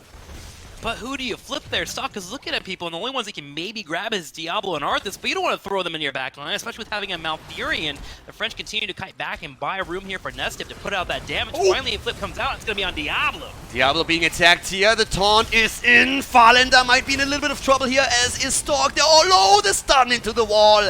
And Thrall with a final hit against Maiev. They're looking for the second kill. They try to get the Haka. The Howling Blast is already there. Once again, Stork trying to help his teammate out, and they're all just on retreat. But the Quas on his Arthas is looking to see if he can maybe land a Howling Blast somewhere.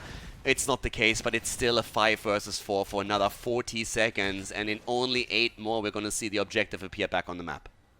This is looking pretty rough here for the red team. Everyone from the French side is jumping straight on top of the objective.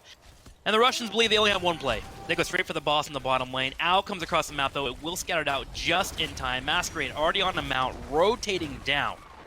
Oh. Boss call has been made. This is pretty bunk-ass, dude. Yeah, this is going to be clutch. We have a few heroes still up. The arrow is going to come through in a moment, and they know it too. They're moving away from it.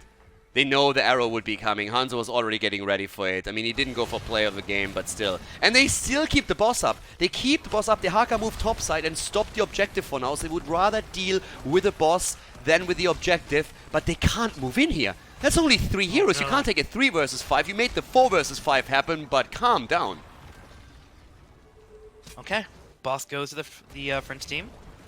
We do have Dahaka in the middle of the map here. Oh my gosh, please be careful. Tracer was in trouble, recalling basically into the middle of the team. I mean, if they leave the boss alone, the boss is going to take the bottom keep, but I don't think the core is going to fall. Well, 23 minutes in, it's tough. But they have, of course, still those, I don't know, catapults, these excuses for a catapult in there. I don't know what they're called. I always forget. Like, Wannabe catapults. The wannabe catapults, exactly. So they go for Let's the call them objective cats. instead. There we go. Okay, this is the moment where the Russians say, okay, we have to win, now we lose. They come up, they actually get the stop on the channel. Now, the French team doesn't mind poking here. Again, they have that Toronto, they have Thrall, they have Hanzo, does damage here, keep everyone around. And like, buy time for that boss to take that keep in that bottom right, which should be going down soon. Yes, it's low on HP.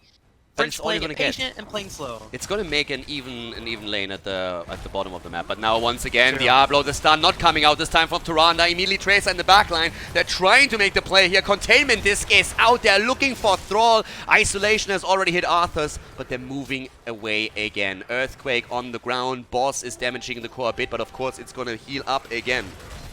And they get another one. Oh my gosh, and Garrosh is just blown up. Damn. The Russians have to do something now, or it's over. They know it. They're looking for an opportunity. Farlander on the side. Masquerade is doing his best here to prevent them from stepping forward. And things are not looking good for the Russians. This looks like they might just go down this series 2-1. This is a very, very strong position for the French team to be in. This is actually insane. They just melted Garrosh away. Like, that entire pressure play that we have from them with the damage and also the armor reduction, of course, is doing so much work here. And the red team already sacrificed a lot. They, from the get-go, said, sacrifice the bottom keep. We can't save it with the boss here. We have to try and make sure that we're not losing the objective. They're gonna have Garrosh back.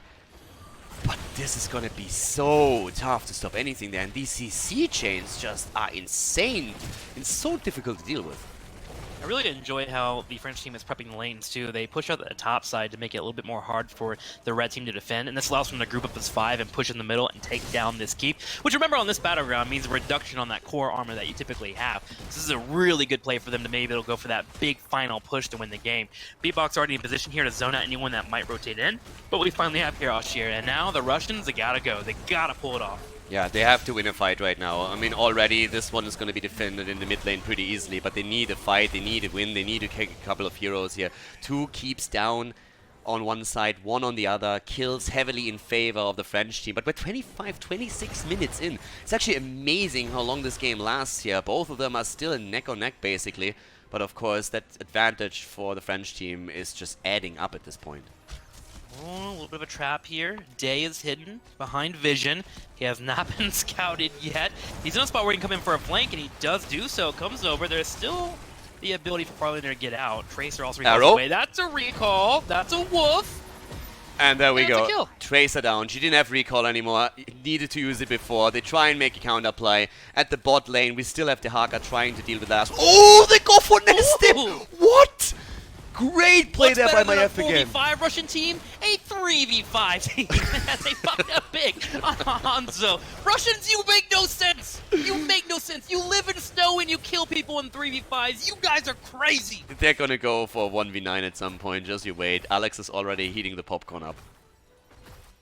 And the boss, look at it. Like, the first thing that Val Beatbox does is looking straight at the boss and is like, are they going for it? Yes, no.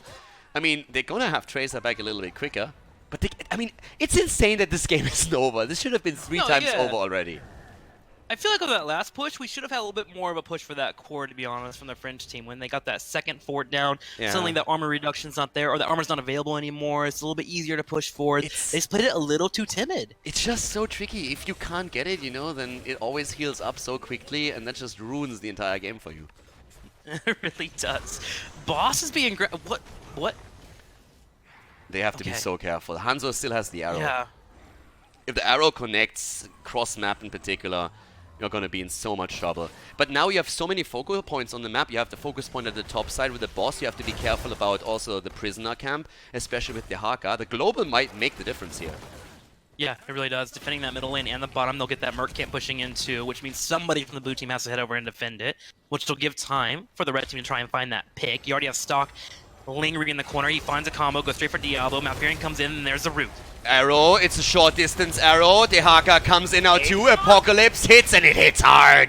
Stalk is dead again. They focus him so heavily every time he's trying to zone for the rest of the team. Now they're going for the Haka, and that is another kill secure. 2 down, Barnaby on the run, and with a 5 versus 3 on the map, that can be a boss call, that can be an objective. At this point in time, it looks like the French are going to walk away with the lead in the series, unless the Russians are going to go straight for a 3v5 victory again. Are they really going for the objective here? Do you feel like the push down the middle, just go straight up the gut would have been the way to go? They're just going for the objective and start the channel, but this gives time for both Garrosh and Dahaka to spawn. I honestly feel like if you go for a core here and Tracer gets one good ult off, or you have Maiev with a good connect, you might lose some of the squishies. It's the biggest danger here in general, but I feel going for the objective is probably the best. Even if it doesn't kill the core, they will kill the third keep, I assume. And that should help them. But they're actually getting zoned out here. And they take it back. They moved one hero bot lane to deal with a big camp, to deal with that. And now all of a sudden they have to re-enter into the objective just as we're having Garrosh back. And the Haka is going to appear in a moment. They might even be able to hold the objective for now. This is getting nuts, honestly. It really is. 25 more seconds, and the objective will go over to the French team. Garrosh comes in. He's going for that wide flank. Dahaka's trying to go top lane. He needs essence. He has 0 essence. They would love to have that whenever he burrows in for that fight, so he can be able to stay in that back line. So he runs up there. The Russians are holding. They're actually able to stay here. They are hoping that they can break this French team at some point in the near future. The French should stop eating so many baguettes and going in a few more fights here. Like, what the hell is happening? I honestly, like, what? How can they not have taken the objective or the boss after taking 2 heroes down? This is nuts. This is something that you and I have discussed in the past. You can't be afraid to win if you're afraid to lose, that's when you find your losses in weird spots like this. You have to be confident with your shot calling, and the blue team is just playing it so patiently. Sure, you have a lot of CC on the opposing team, but as long as you keep spreading out and you keep Nesdip alive and you keep poking, you should be fine to get the engages you want. They didn't get anything tangible out of those 2 kills now. They pushed some of the waves out and they got a camp, but that's it. And the Haka can deal with that with a global. It's still up to the next team fight. And I can tell you one thing. If the Russians actually... Oh my god, Tracer! Tracer is down. The Russians are exactly where they want to be in a 4 versus 5. Farlander thrown into the middle, and that's 3, that's 4, and not even the French can move away from the victory now, can they? That's that razor edge that you're on when you're playing Tracer, and that scatter arrow comes out, and boom, he is down, and suddenly, just like that, the game is over. The French run across the map, they jump on top of a core, and in a 0v5, they are finally willing to make their move across the map, and the French are going to be able to take this lead as they go up 2-1 over the Russians.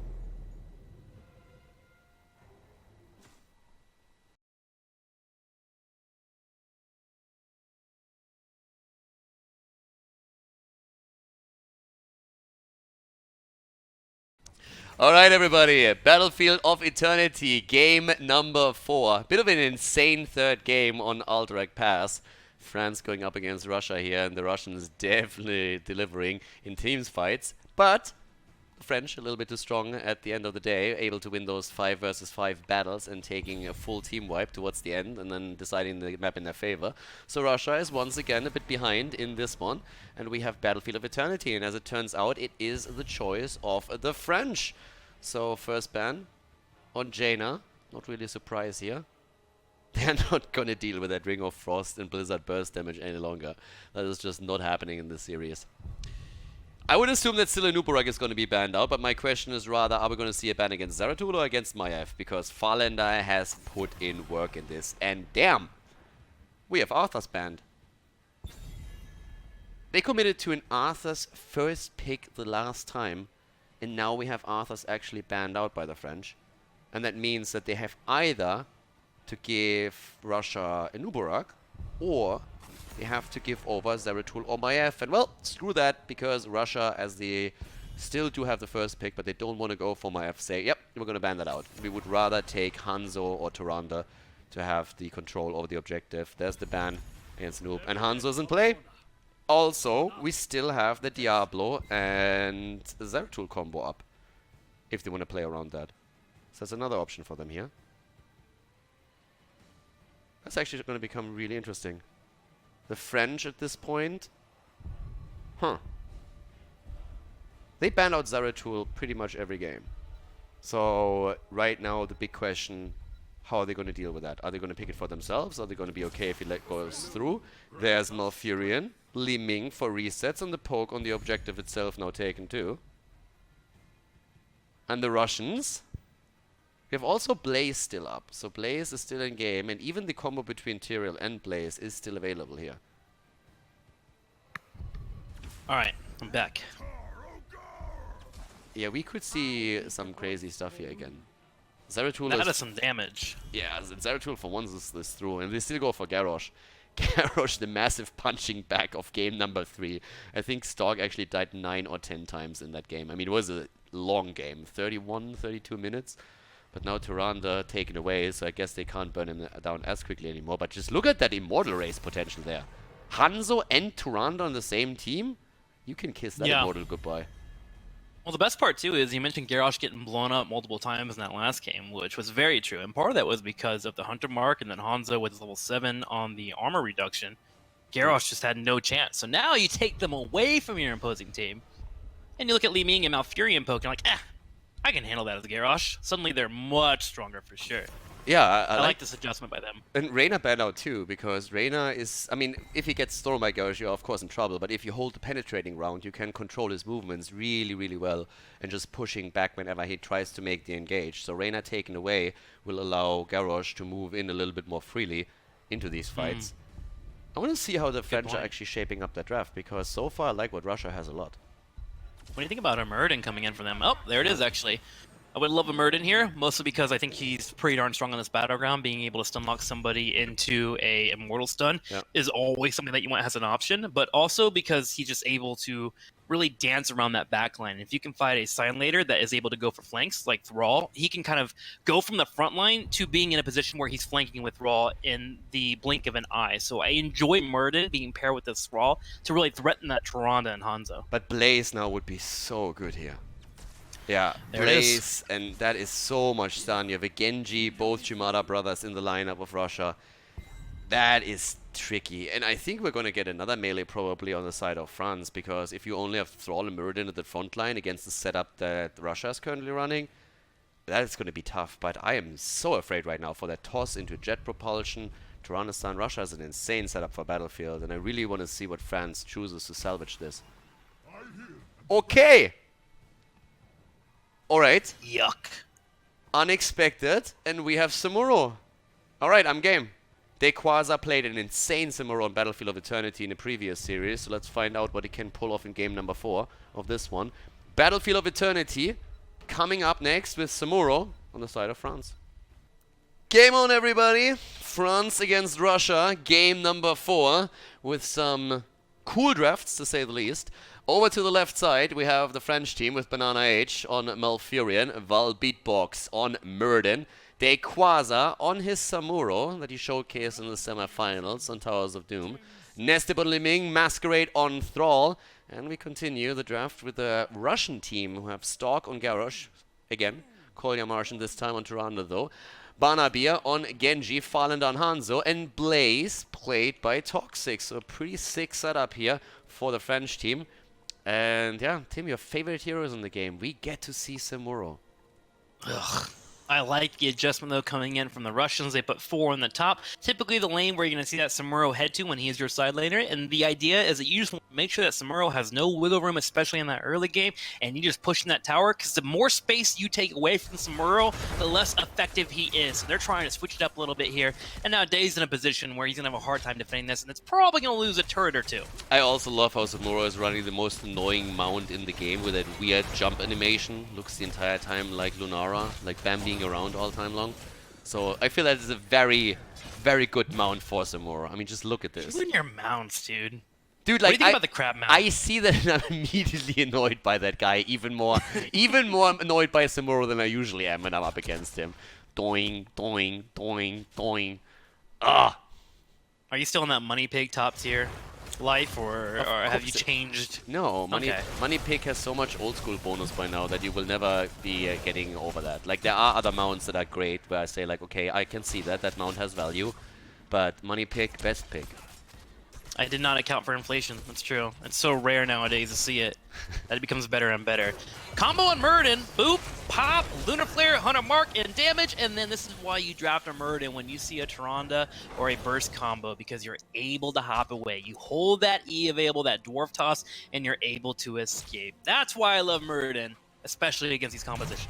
Yeah, we're a bit of a standoff down at the bottom of the map where basically nobody engages into any of these lanes unless they have to. Camp taken at the top side. Poke from both teams so far. But mid-game is... I mean, once we have level 10, I really feel that the setup that we're seeing here for Russia is insane. For me, that X-Factor that comes in with Samuro has to seriously deliver here if they want to have a chance. And maybe he can snipe someone like Hanzo or Tyrande if he gets the jump on them with a Phantom Blade that we're probably going to see on level 7. But I think from the perspective of the French, this is going to be rough in teams fights. Yeah, my personal feelings about Samuro on the side, when you pick a Samuro, you as a team are showing that you are very confident in your macro ability. You know that you have a strong 4-man, that you're able to play well, you can read your opponents, and you can give Samuro the space he needs to open up a team. It is a very team-centric playstyle, that is for sure, and it all comes down to whether or not Samuro can make it work here. A couple mirror images in the bottom lane, but with 2 being there, between Toxic and Banana Beer, they'll be able to take that with no problem whatsoever, while Farlander will begin the camp on the right side. And now we have the objective spawning, and you have a Tyrande for armor reduction with the Hunter's Mark and also Hanzo, so both of them in the same team. That should allow them to get that objective in nearly no time whatsoever. So I'm curious to see how exactly the French are going to play that now. Also, again, the level 4 talent, Frostwolf pack taken for Thrall, so every single time we see him up against Stalk, Garrosh, they're trying to go for the extra damage through the level 16 talent. But we're already looking at a defensive position for the blue team. Ooh, Malf in trouble. Nice little jump there from Banana Beer, but Stock coming in for the big flank. He does hit the Groundbreaker, but now he's in a bit of a weird position. Kind of stuck on himself here, by himself on an island. As Stock takes some damage, there goes the Indomitable, trying to retreat. Oh, but the Wolf connects, he gets stunned. How is he still alive? Oh my god, Garrosh, you are busted sometimes. You are truly busted, my dude. Like, that guy just doesn't die. He Like, died what? 10 times or so in the last game in those 30 minutes, but over here he has no problem whatsoever. Genji has problems, but he's protected, by the way, so he's able to get out. That was a good Stormbolt connect, though, from Muradin, and a nice follow-up from the rest of the team, too. Here comes Hanzo dropping down a couple scatter arrows, and they're going to have a slight lead when it comes to the Immortal race. See if they can keep up with that, as Stock is already playing aggressive in the middle with the help of that Sonic Arrow, realizing where the opposing team is, while Muradin is actually sharking around looking for a flank on that Hanzo. Yeah, Genji also moving in from the side, getting a few hits in, but moving away before Thrall can connect with the Wolf and lock him down here for Stormbolt to follow it up. A little bit of damage coming also from Quasar, who's still looking for the attack angle. Both of the teams on level 4 talents. 7 a bit closer for Russia. But they're only poking from a distance right now, waiting for an opportunity here. And especially Li Ming, of course, firing away against the Immortal on the left side of the map. Yeah, constantly getting off those shelling. Same time, Banana Beer trying to do his best here. Getting damage on the Immortal on the right side. Always love this dynamic between teams when it comes to the Immortal races and how you position yourself. The tanks in particular are always exciting to watch as they are looking for that zoning potential. Here comes Stock on the right side. Toxic goes for a jet propulsion. There's a toss on top of Beatbox as the race keeps coming out for the red team. Toxic fully isolated here, and they will get that kill eventually. But of course the race is still on and the Immortal nearly taken. Li Ming trying to get a bit more damage in, but once again Farlander with the damage output on Hanzo. In comes Genji, gets it, moves out, tries to go away, and the lockdown doesn't quite connect, but Li Ming's orb does. Even a throw there towards the end just to be on the safe side. The sacrifice blaze nearly get Genji killed in the process too, but they get the Immortal, which now moves down to the bottom of the map. Dude, I hope he doesn't have any dingleberries, because that orb was so close to picking him off. Toronto with the big boy heal, and now the Immortals are pushing in the bottom lane. Everyone's nice and healthy, and they're going to be looking for some turrets. We'll see if they can get a fort here, which is typically the main goal of the first Immortal. Pretty standard builds for most of the heroes, by the way, as we're going for that first objective. Muradin, of course, going into third wind here in the setup so that he can soak a few more of the shots whenever they are thrown out in the Immortal fight and can stay there longer with the self-sustain. Talking sustain, well, Beatbox has to make good use of that level 1 talent right away because he gets once again locked down and attacked, but has no problems jumping in and trying to turn the fight around. Decent damage so far, but the fort is still erect. It stands tall here. The rest of the team is going to go ahead and back away and put on some damage. We can have a position where Hanzo continues to shell away, but he has to be careful of that Muradin. Ooh, barely gets away with that natural agility. Had he been locked down on that side of the wall, he probably would have been picked off. Yeah, that was actually interesting, being stunned on the other side of the wall, so pretty much being hit mid-flight by it. Also, Thrall, a little bit too generous with those wolves, throws another one out and tries to get that follow-up, and it means that he is reset on his stacks. So we'll need a bit more time to complete that quest, but as long as we hit before level 16, it's going to be all good. Nice combo against Banabir, and they go straight for Stalk at the front line too. That's the kill right there. Good job by the French, and they take another kill in the game, and steal the camp away too. Keep an eye on Beatbox, man. He just does not care. Steps up, zones out too, willing to be positioned to lock in that Garrosh, body blocking him as well, and that gave the team the chance to take away that camp. And we are pretty darn close to experience, 9.5 to 9.25. Turret about to fall as well down here in the bottom lane, which will be nice for that camp. They're probably going to grab later on, as that will jump on the fort if it's not defended by the Russian team. I mean, it's all about the level 10 at this point, right? You want to go into the next objective, and you want to hit those heroic abilities. I mean, earlier than your opponent, but ideally at least at the same time. You don't want to fall too far behind here. None of them dying at this point. We still have a slight lead for the French. They're going to get the early level 10, but the most that they can really hope for here is to win the halftime show in the first 50% before the Immortals reposition on the map.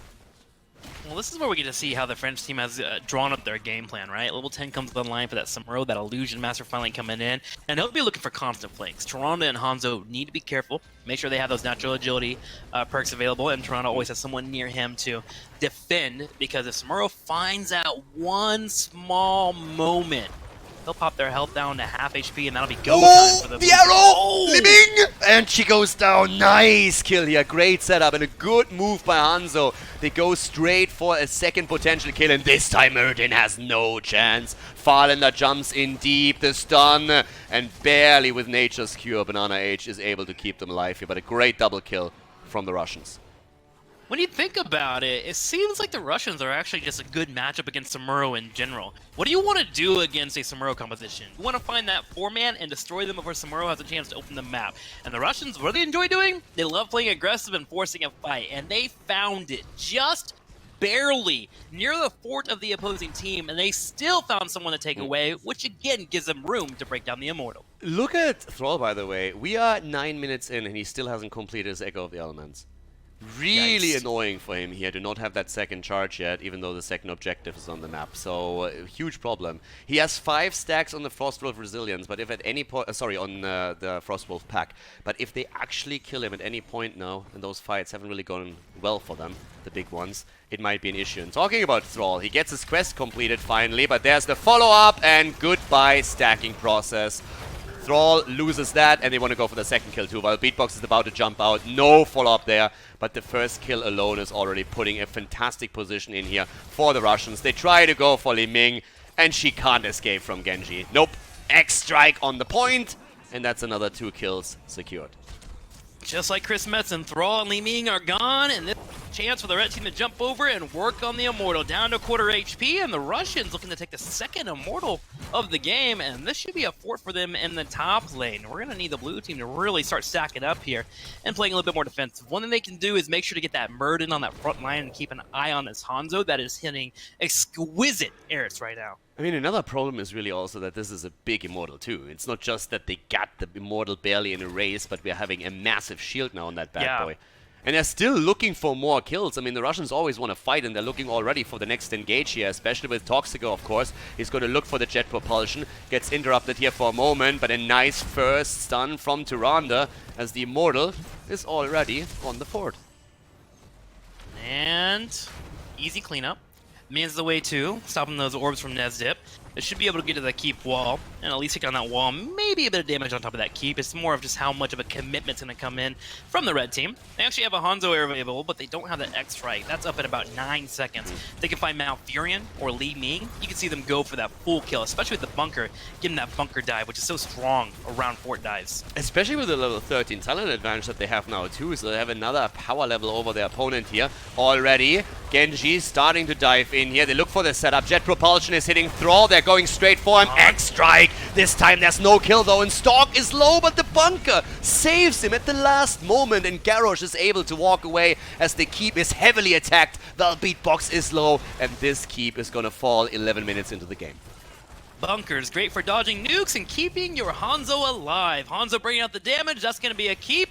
And the Russians are thinking about pushing up a little bit more. Maybe not too aggressive here. It's only 11 minutes in. Don't want to get caught out of position and throw away your lead. They're going to go ahead and back up nice and safely and full on health. They play a great game here. I mean, initially they lost the first 2 heroes, but once that they have heroic abilities, it's a really different story.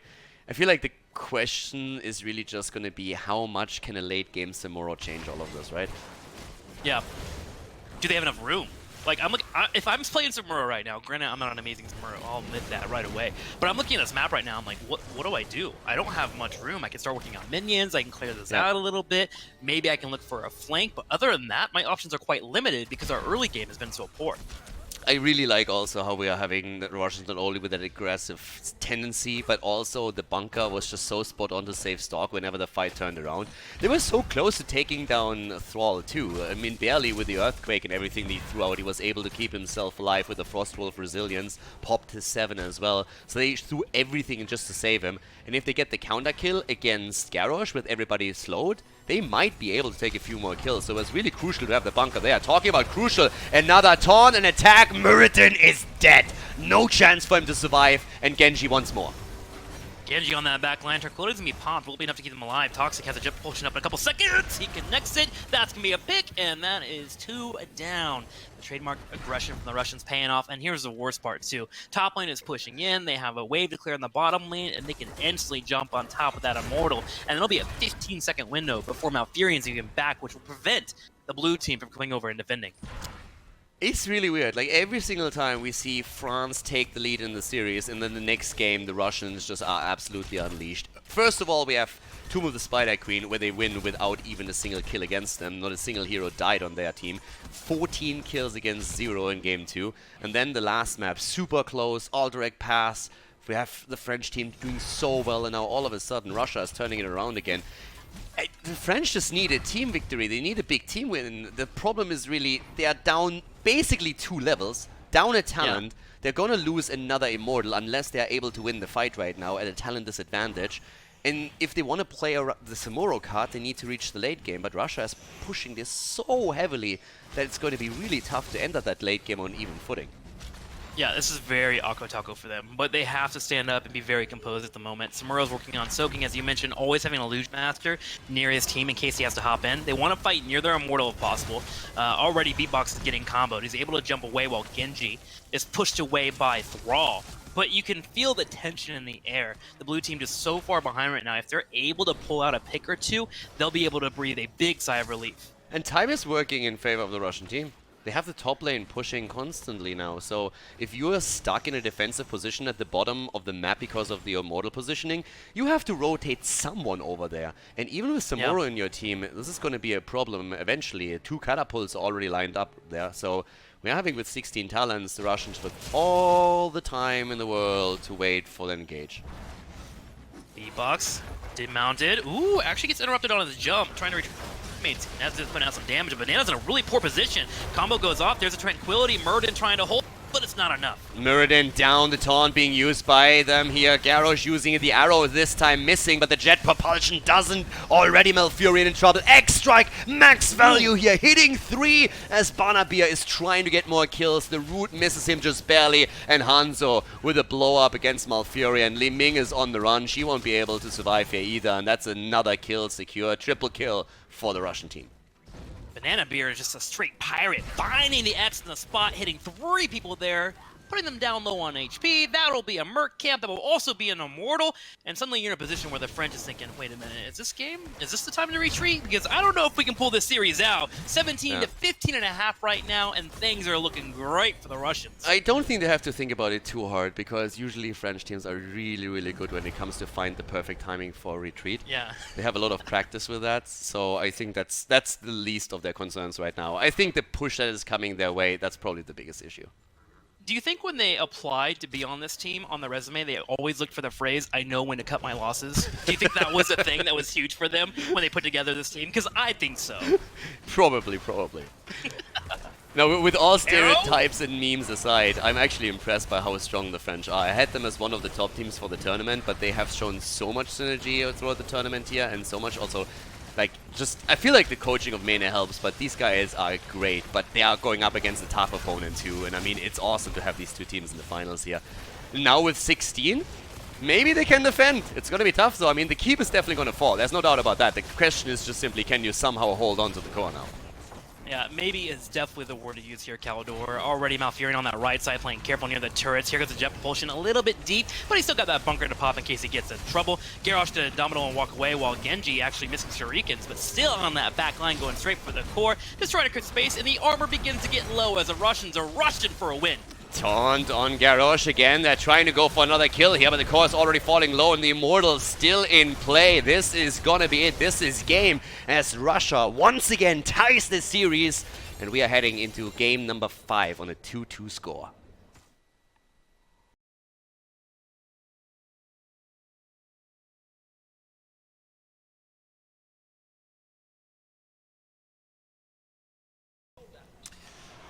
Game number 5, everybody. Not the last map of the series, since we're looking at a best of 7. So for everybody who missed sight of that fact, there we go. potentially. We're going to have 3 more games in this, and so far it's a neck-on-neck race, as we have Russia always tying the series up after France takes the initial lead. We're going on to Brax's holdout now, and the map choice was apparently made by the Russians, and therefore a Nuburak insta-banned. Once again, Jaina doesn't make an appearance in this game either, holding pretty much to the ban pattern from the previous 2 as well. It's almost like it's Goku versus Vegeta. I feel like the French team is Goku. They're always one step ahead of the Russians, but the moment that Vegeta gets beaten, he just powers up like no other, and they just bite back so hard. So if trends continue, we should have the French team earn the win here. Vegeta is also cooler. Vegeta is pretty cool. Yeah. He is cool. I agree with you on that. I will not argue. And he's always angry, so... Yeah, I emphasize, I immediately have a connection with him. He's pissed. I'm pissed. We're boys. That's a fucking Khaldor thought process. That Arthur's first pick, they really love to run that Arthur's on the side lane right now. I mean, he is super powerful there, but that they would prioritize him that heavily over anything else they could grab here, still interesting. And Stork is homing in on that Garrosh whenever he can. His Nuburak is banned, and he wants his boy with the overbite. I think it's an underbite. I mean, maybe when you're getting flipped upside down, it looks like an overbite. But... The only thing that I can say is, like, if you are actually a dentist in our country, you are making mad money. You are making bank. Yeah. There's that Tyrande. I was wondering if we would get the Tyrande on this battleground, just because there could be mana issues in that bottom lane if you don't control those region globes, as the 4-man typically goes for a while. That's why you see characters like even Morales who pop up occasionally on this battleground. But it looks like the French believe in their Tyrande overlord, and they will go ahead and pick her up, which will be good against that Garrosh whenever you try to lock him down and blow him up. Ban Leoric here, is that something that you're worried about for the offlane because of the one-on-one matchup from Leoric into Arthas? We've seen him banned out a few times. But it's still, I mean, there's a lot more choices topside now. I'm still also curious about the wave clear bottom lane, to be honest. I mean, Jaina's an option, especially with Garrosh. Oh, never mind, Jaina's been banned out. There's still Gul'dan, which they've shown. Gul'dan's pretty darn good on this battleground. Okay. Tychus is okay, banned. there goes that Tychus. So obviously it's a Cho'Gall pick. Yeah, obviously. Yeah. 100%. It's actually, there's the Leo, that's why I said, like, they could have banned out Leo here, but they didn't, so now we have Phoenix and Leo taken. I guess we're gonna have heavy hit points. I mean, we have it already on Arthas on the top lane, but if you're picking, let's say, Diablo, for example, down here, with Johanna being banned out and Garrosh taken, then the Tychus ban makes a lot of sense. Yeah, that's where my mind goes immediately, too, that Diablo pickup. But the problem is Diablo on this battleground doesn't have many walls to really decide to win a team fight. So I'm kind of curious what they're wanting to run. Are they going to run Arthas maybe in the bottom lane and then pick another top laner? Nah, they go Muradin. Muradin and Junkrat. Alright, so pretty much the same damage setup that we're seeing from the Swedes all the time. Muradin into Tyrande stun. And Kel'Thuzad! Alright! Ooh! Alright, boys. We go. Chains and whips excite me. And here comes Kel'Thuzad. We're getting a couple chains. Okay, TMI. Farlander, he played a lot of mages already. Now he's going to show us his Kel'Thuzad. Let's jump in. Game number 5 on Brax's holdout. Game number 5, everybody. Brax's holdout. France against Russia. And the French team was already in the lead 2 times now. And every time they take the lead, Russia is fighting back on the next map quite heavily. Now we're on Brax's and we have Val Beatbox on Muradin to the left side for the Allele Bleu. Banana H on Tyrande, Nestib on Junkrat, Quasar on Arthas, and Masquerade on Hanzo. The right side of the map, Russia with Farlander on Kel'Thuzad. Plays a mean mage, and now he's going to try and show us that he's also good with the whips and chains. Tim is excited about that, as we just heard. Stalk on Garrosh. Oh, yeah. Toxic on Leoric, Banabi on Phoenix, and Kolya Martian on Malfurion. Give me those chains. Ooh, interesting adjustment here by the French team, stacking up on the top side.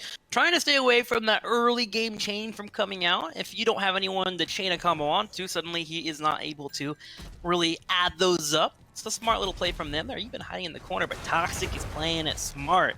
Playing safe from afar, sitting next to his turrets, and now seeing the French team, he is happy with his decision to play it slow.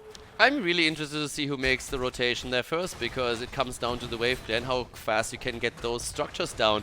And Barnaby is already starting to move top, going up against, especially of course Junkrat is super annoying. And that's a good start for the French team. Smart rotation by them. Coach Mane with a great idea coming into game number 5. Phoenix getting up here, they should be able to slow this down, but the turrets are already taken away, which means eventually those minions will wear down that fort. But the other major point too is now you have a hard time stepping out of bounds to try and grab that beacon, which means they're suddenly in a position where that top lane is always going to be forfeit if they were wanting to go ahead and step here in the top lane. But it looks like they're going to go ahead and go for another rotation. And I'm actually very excited to see these rotations because we didn't get the map too much in the HCC, which is one of those battlegrounds that no one really enjoyed too much. So now we get the ability to see how this map is played, especially after the changes that happened many, many months ago. Dude, like, the changes on the objective are so weird, because you literally see them fighting for 10-15 minutes for the first objective, and it takes an eternity since you can just step up onto the point and recapture the beacon. And once you have the objective, I have seen so many where a team that had 100% to 0 got less value out of the objective than the opponent just because of a tiny difference in wave clear. It was honestly insane. It feels like at times the objective does nothing for you. It's such a weird style right now on this map. That's why actually I kind of enjoy this Phoenix pick with the Khaldor. Phoenix naturally just deletes those waves, so even if you lose out on the exchanges in the early game, you never get those picks, you never get the beacon progress, you're losing 100 to 0 all the time. You always have the free clear from the Planet Cracker if you're able to aim it correctly, which gives you more time for Khaldor to finish off those stacks, which are ever so important and needed for this composition to be effective. Now, I haven't seen a single Planet Cracker yet here. Like, in Hero League I've seen that quite a bit, but in at least the competitive games I haven't, so they still go for, mostly for the salvo. But either way... Oh yeah, we're in EU. Damn it. Yeah, we're in that region that knows how to play the game. Yeah, I forgot. Really? I don't get anything for that burn? I dig deep and I get nothing? Like, as an American, I realize our weaknesses. We like hamburgers, we gain weight a lot, and we don't win in Heroes of the Storm. Like, that's just life. I understand that. Like, but Tim, can't contest it, and I'm not going to. Tim, how many BlizzCons has Europe won? Think about that. Think about that, Tim. Zero. You guys will never win one either, because HCC is dead. Get wrecked. You suck. I love how you're actually celebrating the death of HGC. I'm personally offended by this, and I think you should publicly apologize for that statement. Don't worry, there'll be another Reddit post. They've been waiting for months. They're salviating at the idea of flooding me once again. Fucking Trixler! Why is he back in the scene? Go back to League! I think we're switching roles here a little bit too much. You're taking my part, and this is weird to me. As it stands, though, we have, at this point, actually heavy pressure at that top lane now, and even maybe the fight coming out as immediately Garrosh Stork attacked again and slowed down by Dequaza's Arthur's 2, while Beatbox jumping in front of him. Khaldor trying to get the damage out, but the stun is there, and Stork dies. Great Tyrande play today. Banana continues to impress. Beatbox going in for another Storm Bolt. It will connect. And the first beacon at the top has now been grabbed. Toxic working on the bottom, so he at least slows down that beacon progress. So while one kill does come at the disadvantage of the red team, they actually find themselves ahead, 18% to 0. And we have still, with that quick rotation, we saw like Leori still at the bot lane the entire time, and he could push that out even more. He can slow the objective down a bit, can make sure that they are also still having a slight lead in experience. And on top of that, we're now having, again, Khaldor back and trying to work on the stack process, but without all those fights that we normally see in the 4-man versus 4-man on the bottom of the map.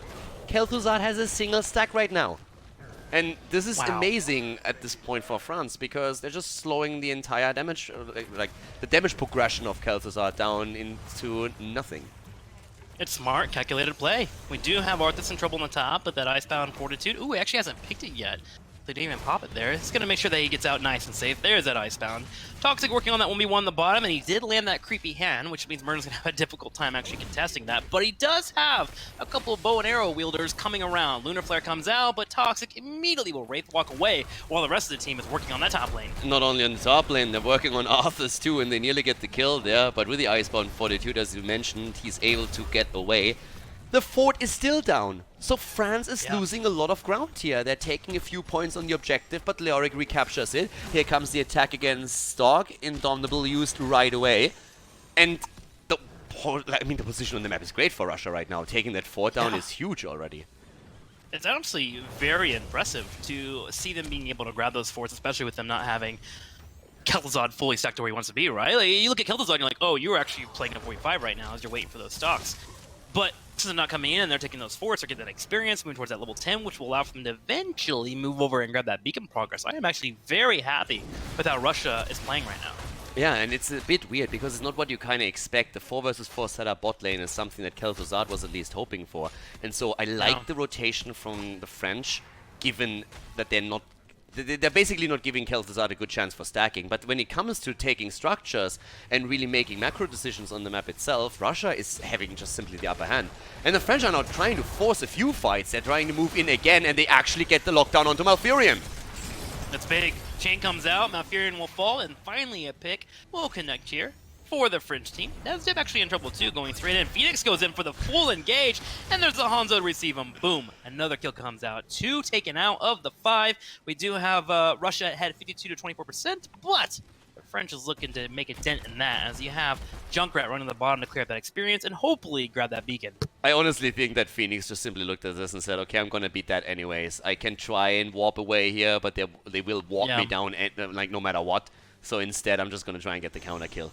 It looked a little bit weird at first, but when you looked at his position on the map, I think him at least trying to trade for one for one made a lot of sense. Yeah, sometimes you occasionally just gotta say screw it and just go for it, and actually, French team is saying screw it now. As they come in for an aggressive play, a chain comes out, and as it gets hit, there's a toss. Beatbox in trouble. Beatbox with Storebolt gets the auto attack, but eventually falls. And now Farlander might be able to follow that up with another chain. As in a second, there comes the cooldown, and they go in for the kill against Tyrande. They get the double kill. They have level 10. And that was a great fight for Russia, which is a bit weird considering that the entire scenario was actually observed by the French and they tried to go in and steal the camp away, but they couldn't make it happen because Muradin jumps in a bit too late and then they lose the fight too. Now they don't have level 10, they're losing more points on the objective, and the boss in the middle of the map is taken too. Could it get any worse, Khaldor, as you lay that all out? Phoenix warps to the top and starts working on the beacon as well. There's the boss finally being grabbed, and now the French is back. Will they have time here to jump on top of a beacon? You already have Tox in the bottom lane against that Junkrat, who has just now cleared out that camp, but now he has to deal with the boss. And the rest of the team is already starting to grip the top right. As Stormbolt misses, so does an arrow. How did Phoenix dodge all of that? The Juke Master, every single thing that they had in terms of CC, several ults and abilities are getting thrown onto Banapia, and he dodges everything. That must be super frustrating. I would have been like, we suck, team. We're so bad. It's time to run away. Let's go bottom. Oh my god, that's so unfortunate. Yeah, well, and now they have a huge problem because, well, first of all, they're actually saving Khaldor here. The stun doesn't connect either. Stalk might fall, but he saved the backline, gets a couple of stacks in. No way! I mean, that would have been insane. If Toxic with that Entomb would have saved Garrosh, the thought process was awesome, but he still dies. They still get the fort at the bottom of the map. And that means 2 forts are down and passive experience continuously increases for the Russian team. Yeah, you're starting to see the fruit of the looms here as they're moving towards that level 12, starting to get a nice little lead above their opponents. From now, they can play a little bit more slow if they would like to, but we know it's the Russian way to keep up that aggression. The moment we see Arthas in the top, they actually start moving in for an invade. Toxic might be able to drop it into him here. Never mind, actually, it's not up for 13 seconds, but at least they can get the Hellbats. Yep, they take the camp away here. 4 kills against 2 in favor of the French, but they're still a bit behind experience and have also sacrificed a lot of the structures on the map. Both of the forts are down and the walls are in trouble too. Again, the attempt by Farlander to get some stacks together and get the damage in. So far, in terms of damage, he's sitting at only 8,000 damage, and Muradin is deleted. That's all that they needed to push this in even further. The French down to 4 players on the map and they're losing ground again, just as we could see another objective for Russia. Moving towards that 13, working on a turret, should be able to take 1, maybe a second as well, as you already see Phoenix starting to work on top of that. Main issue they have to worry about, though, is that Dragon Zero into a tire from Junkrat. That can blow up anyone on that backline. You're looking at 3 squishy characters between Phoenix, You have, of course, Malfurion too. They can get picked off, so they got to watch out for that. And they saw that the moment they had someone spawn up, the Murden come back, they just backed away and played it safe. And I like that play as they wait for 13. 19 against 24. Indomitable used by Stark again. He moves back. The re-engage as they're trying to go straight for Phoenix. Here comes the combo. Kel'Thuzad with the damage. The ult of Phoenix gets through with the salvo, hitting hard, but it's Stark again that's about to fall as Quasar's trying to close the distance, and Stark dies. Stark will die. Phoenix trying to escape, gets booped in, warps out just fine. Nesdip low on health, but he's able to escape too. But the French take a fight as they get one person taken out, as Garrosh will be up for about 15 seconds. They start to grab that bottom beacon, but I'm worried they can rotate fast enough to the top here as they are still behind. Look at it, 90 to 24% in terms of beacon progress, and 13 finally connects for the Russians. Quasar barely realizing what he's walking into and turning around here. Farlander, by the way, is getting finally a few stacks together for his level, for his baseline, so he is soon going to be looking at a huge damage increase once he completes that. Great Stormbolt against Leoric here, as they're all starting to tap at those fountains again. And keep in mind, that's one of the big advantages that Russia has. They still hold on to the forts on the map and therefore also to those fountains, so they can top off mana and hit points whenever they feel like it. Looking at stacks, things are looking good for Farlander. 21 of the 30 that he will need to get that additional damage will be great for them, being able to blow up targets, especially when you already have that pressure on that front line. Groundbreaker comes out, Hanzo taking some damage, can't get away as he gets tossed. But Toxic is also in a bit of trouble. Quasar, on the other hand, is low too. He gets the army out, and here comes the Riptire trying to get the big connect against the backline, and successfully hits, but it doesn't take anyone down, and they're starting to chase Arthas even more. Good stun coming from Banana H as they're on the retreat. They get away for now, for the time being. Nesdip on his Junkrat just firing away with a salvo, and again, fountains are up. Stark taps it at the top. They still have the lead in experience. They go down to the bottom of the map again for another beacon. They want the 100%. They want the wave. But Muradin has already secured the top side for the time. A lot of great jumping around here by the French team, but it's more of a thing of when are they going to get that moment to finally break through their opponents. They've had some really great Riptires, a couple of great arrows as well. They're just not quite finding those kills. Malfurion keep everyone nice and topped off. There's a kill they finally find in that bottom lane as they take that beacon. But look in the top.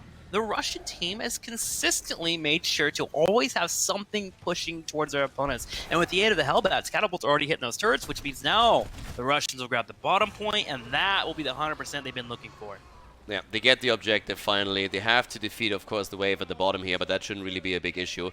Already, I mean, with this wave pushing in, there's not going to be any reinforcements, so this is going to be defeated pretty soon anyways.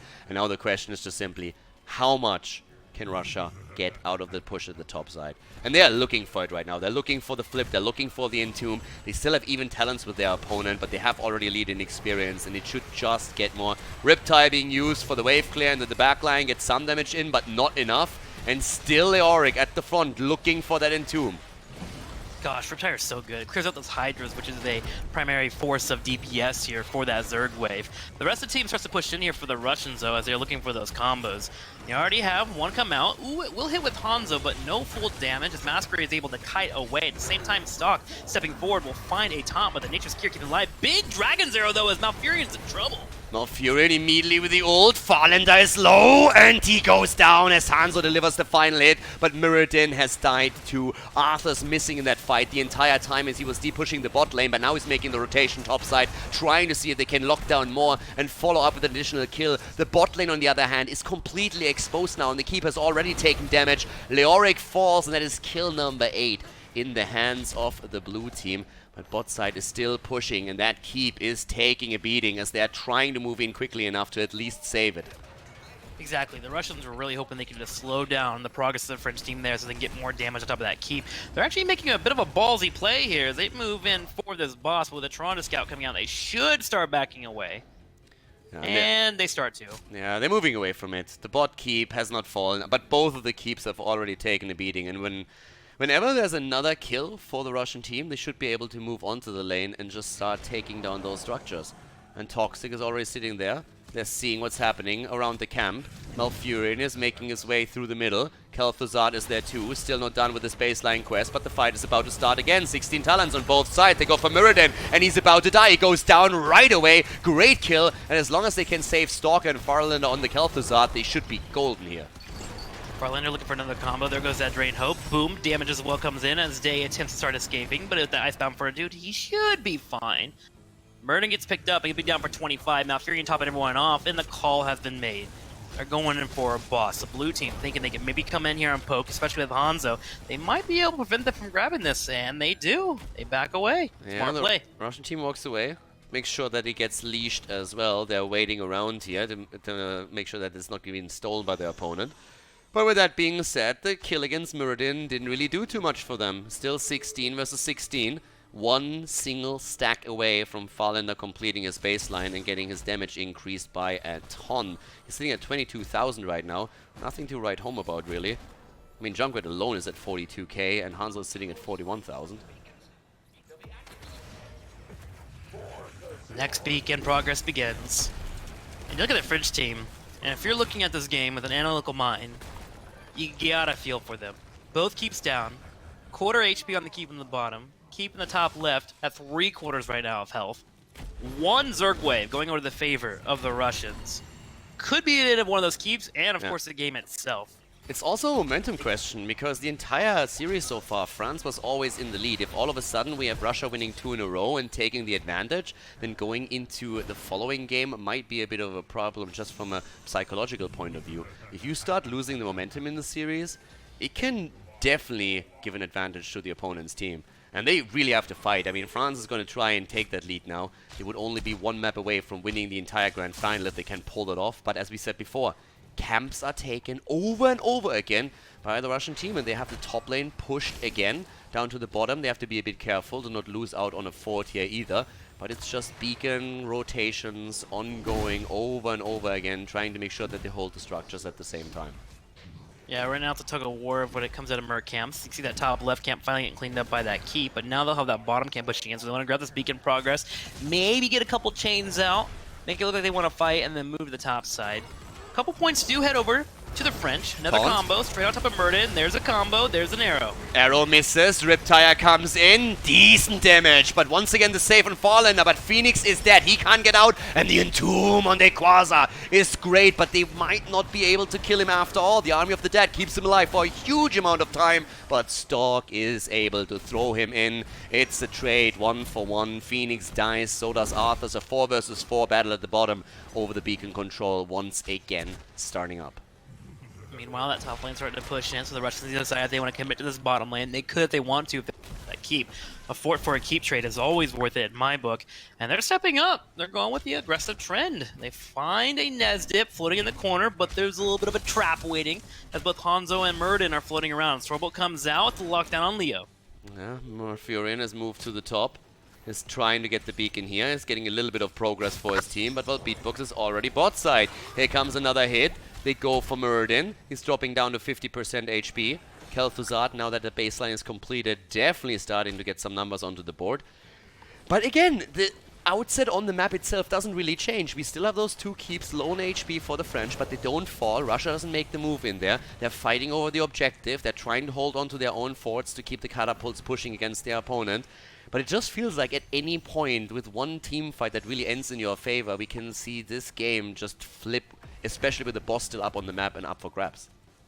I mean, it all comes down to what we talked about in the drafts, KTZ, right? He's starting to finish off those stacks. I'm looking at right now, he's actually done if he can land that combo. Because so far, he's missed out on 3 in the last team fight, which was unfortunate for them. If he lands that on a squishy target, it's fight over. It's done, and the Russians can start to push forward. But so far, the French have done a really good job of making sure to counter momentum in the fight. They always drop that arrow when it looks like the Russians might be able to get a win. We do have Leo pushing in that bottom lane, and remember, it is the Leoric. You can always decide that you can give him up for the benefit of pushing out a lane, and the rest of your 4-man can grab a beacon instead. And it feels pretty much as what they're doing at this point. But talking about Khaldor, he actually got 11,000 damage over the last 2-3 minutes. So even though he's not able to land all the combos, he's still in a position where he's doing a lot of work with this, just now that he has the baseline completed. They give Leo up, that creates some space at the top. So he dies, sacrifices himself, but it opens up a lot of space on the map for the red team. And they are close on 220 now. They're super close to getting their Storm Talons. Yeah, a lot of folks would just yell, why would you give that Leo? But again, that space created is monumental for them as they build towards that 20. Having those double forts is just the advantage they have from being able to control the map. And the moment that 20 and they have Leo back, you hit that Buried Alive, and that should be a free combo for KTZ. So the Russians are just waiting for that. At the same time, you look at the French team, and they're just trying to control the map themselves, get their own experience, take that fort in the bottom right corner. But again, the Russians waiting for 20 go to the top. I love the rotational game when it comes to this Battleground, as they've been playing really well in the last couple games when it comes to just moving around the map. And that's 20 for them now. So now you have the Buried Alive, and you have on Khaldor also the Damned Return. And, I mean, this is getting really, really sick. Especially with the focus that we had on Phoenix in most of these fights. The Unconquered Spirit on his 20 is going to be so good. And Leo has already taken control over the bottom of the map. So now they're having another potential objective if they're able to channel it through to 100%. And the French are just trying to poke from the outside, see if they can somehow grab a kill somewhere, because they don't want to fight against Storm Talons without having access to them themselves.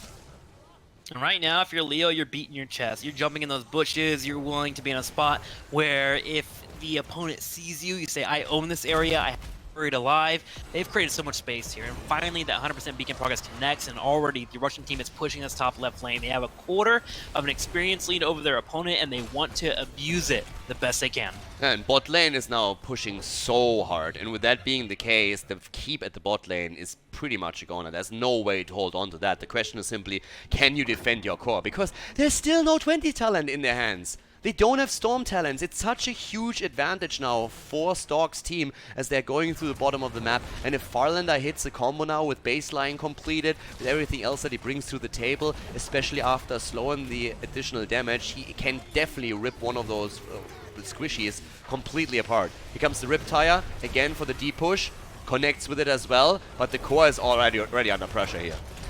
Taunt comes out, Nesdip Buried Alive, and Junkrat is down, and that's the way to play. Now, Furion trying to keep everyone alive here with Tranquility, and he do just that. Same time, Beatbox pop the Avatar in the back left, trying to stay alive, while Farlander gets ready for another combo. Groundbreaker comes out, and now the combo goes for the fly. Ooh, but Farlander gets blown up as Masquerade jumps in that back line and takes out 2, and now almost 3. Wow, they have 3 gone. Leo and Malfurion both dead. Banabia also dying.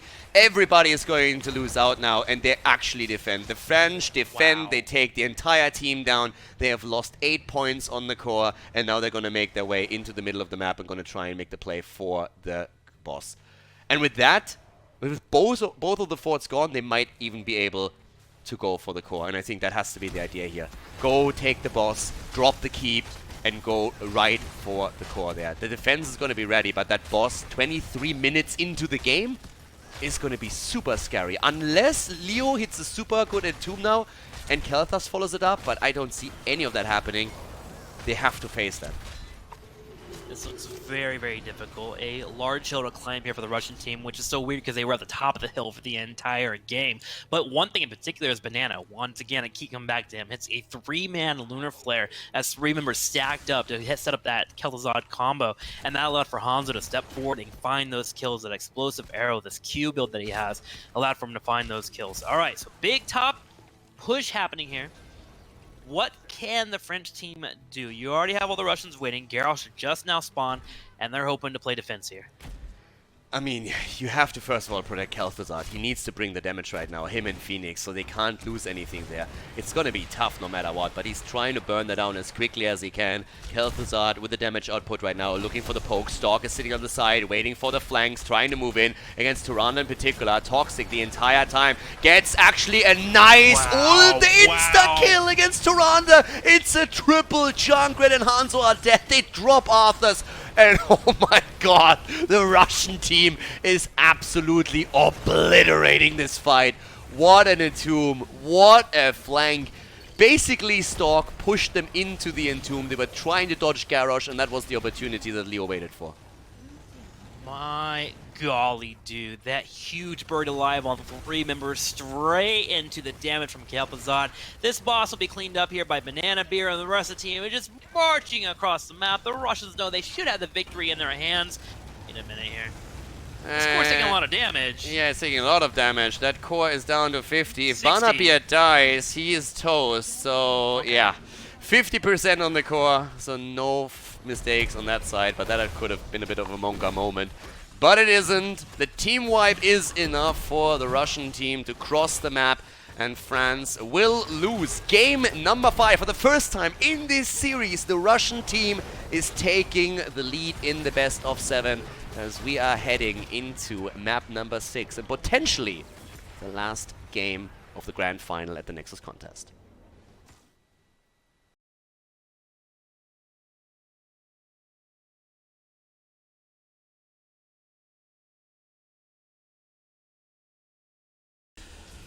Game 6, everybody! Sky Temple, the map, as we are heading in the potential last map of this best of 7 series at the grand final of the Nexus contest. Russia with some great play here. The French, they looked strong for a long time. It looked for a moment as if they might even be able to tie the series again. But, or actually get the lead, my bad, on the last one, on Braxis. But then the boss push completely destroyed by Leoric with a fantastic entombment, an easy triple kill, and the follow-up that unfolded there in front of us. So now we have Sky Temple coming in as the map. It is the map choice of Russia as we're heading into it. And we have Zeratul banned again. Jaina immediately. Tim, nothing changes in terms of bans. They're pretty set in it with what they are trying to get rid of here, I feel. Nothing changes, but I am wondering about Thinky Cheese here. Arthas gets banned out, which has been a big player in this entire series. But when you think about Sky Temple, I remember you and I seeing many interesting games. Aliras, Samuros, Abathurs, all strong on Sky Temple if you're wanting to make a power play. And we've already seen Samuro from the Fringe. Do you think they bring out some Bree here? I think there's a good chance. I think they could actually go for an Abathur and Samuro setup, or just Samuro alone. With Dequaza playing that hero now already twice in the semifinals and the grand final, I actually think that this is an option for them. So, if I'm Russia, I at least have it in my mind. And Anubura gets picked away now that he is not banned out, but they ban Arthas instead, and Anuburak for the first time is actually available. The French just take it away. They give Stork some hope, and then they take it away right away. Dang, man. Demoralizing. Now, the question is, does that power a Russian? Do they feel demoralization? Is that a thing for Russians? I feel like no. I mean, so he might just have the perfect answer. They get Maiev, right? They have Maiev, they get Malfurion, so I think they're completely fine with this. The easy Maiev pick here immediately. But that leaves so many heroes open that you can combo now with Anuburak. You still have Tyrande, which should be an easy pick here. I mean, you talked about Banana Age and his stuns, and he did really well with that. If you want to have burst follow-up, you can still go into off here if you want. But there's other options, of course, too. But if you want to go into a stunlock setup with Anuburak and quick kills, then Tyrande is a must-have here. Ooh. Okay. Dahaka and Rainer. I mean, even though Arthas is banned out, they go for Jimmy. If now Stork picks Garrosh again, they can control the position of him a bit better. Dehaka for the global on the map. No Tyrande. And that's where I'm a little bit suspicious of what they're gonna do. But the Tyrande ban is kind of obvious at this point. Which is why it comes in. Like with the Tyrande ban... Do you ban Liming here? I mean, Liming would be good so that the disintegrate is not a thing. But if you want to force Stork into a certain frontline tank, you might still ban a tank out, right? I like to ban on Liming because of disintegrate, as you mentioned, just because I feel like this composition is going to need a number advantage, especially with how long it takes Rainer to get out that damage. And Nubrak on that front line does not hold front lines well. Sure, Dahaka helps that, but they just go for a Garrosh ban here instead. Alright. I mean, are they going to play Stukov? Is France going to play Stukov here? I mean, you know that Tyrande is banned. You know she's going to get banned out, or at least the chances are there. But now you have Liming, you have Blaze. I think that Russia is currently pretty happy with what they have. And I'm still waiting for that little twist from the French side.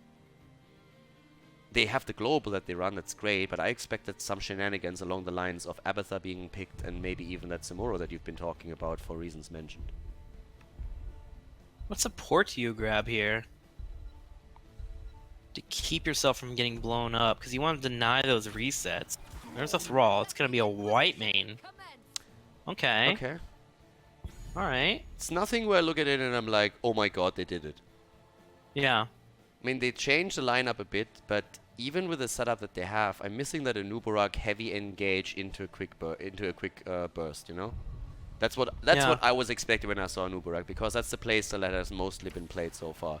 And here comes Stitches. No Diablo, no Johanna, no Muradin. Stitches instead. You have the Malfurion and Blaze follow up with CC.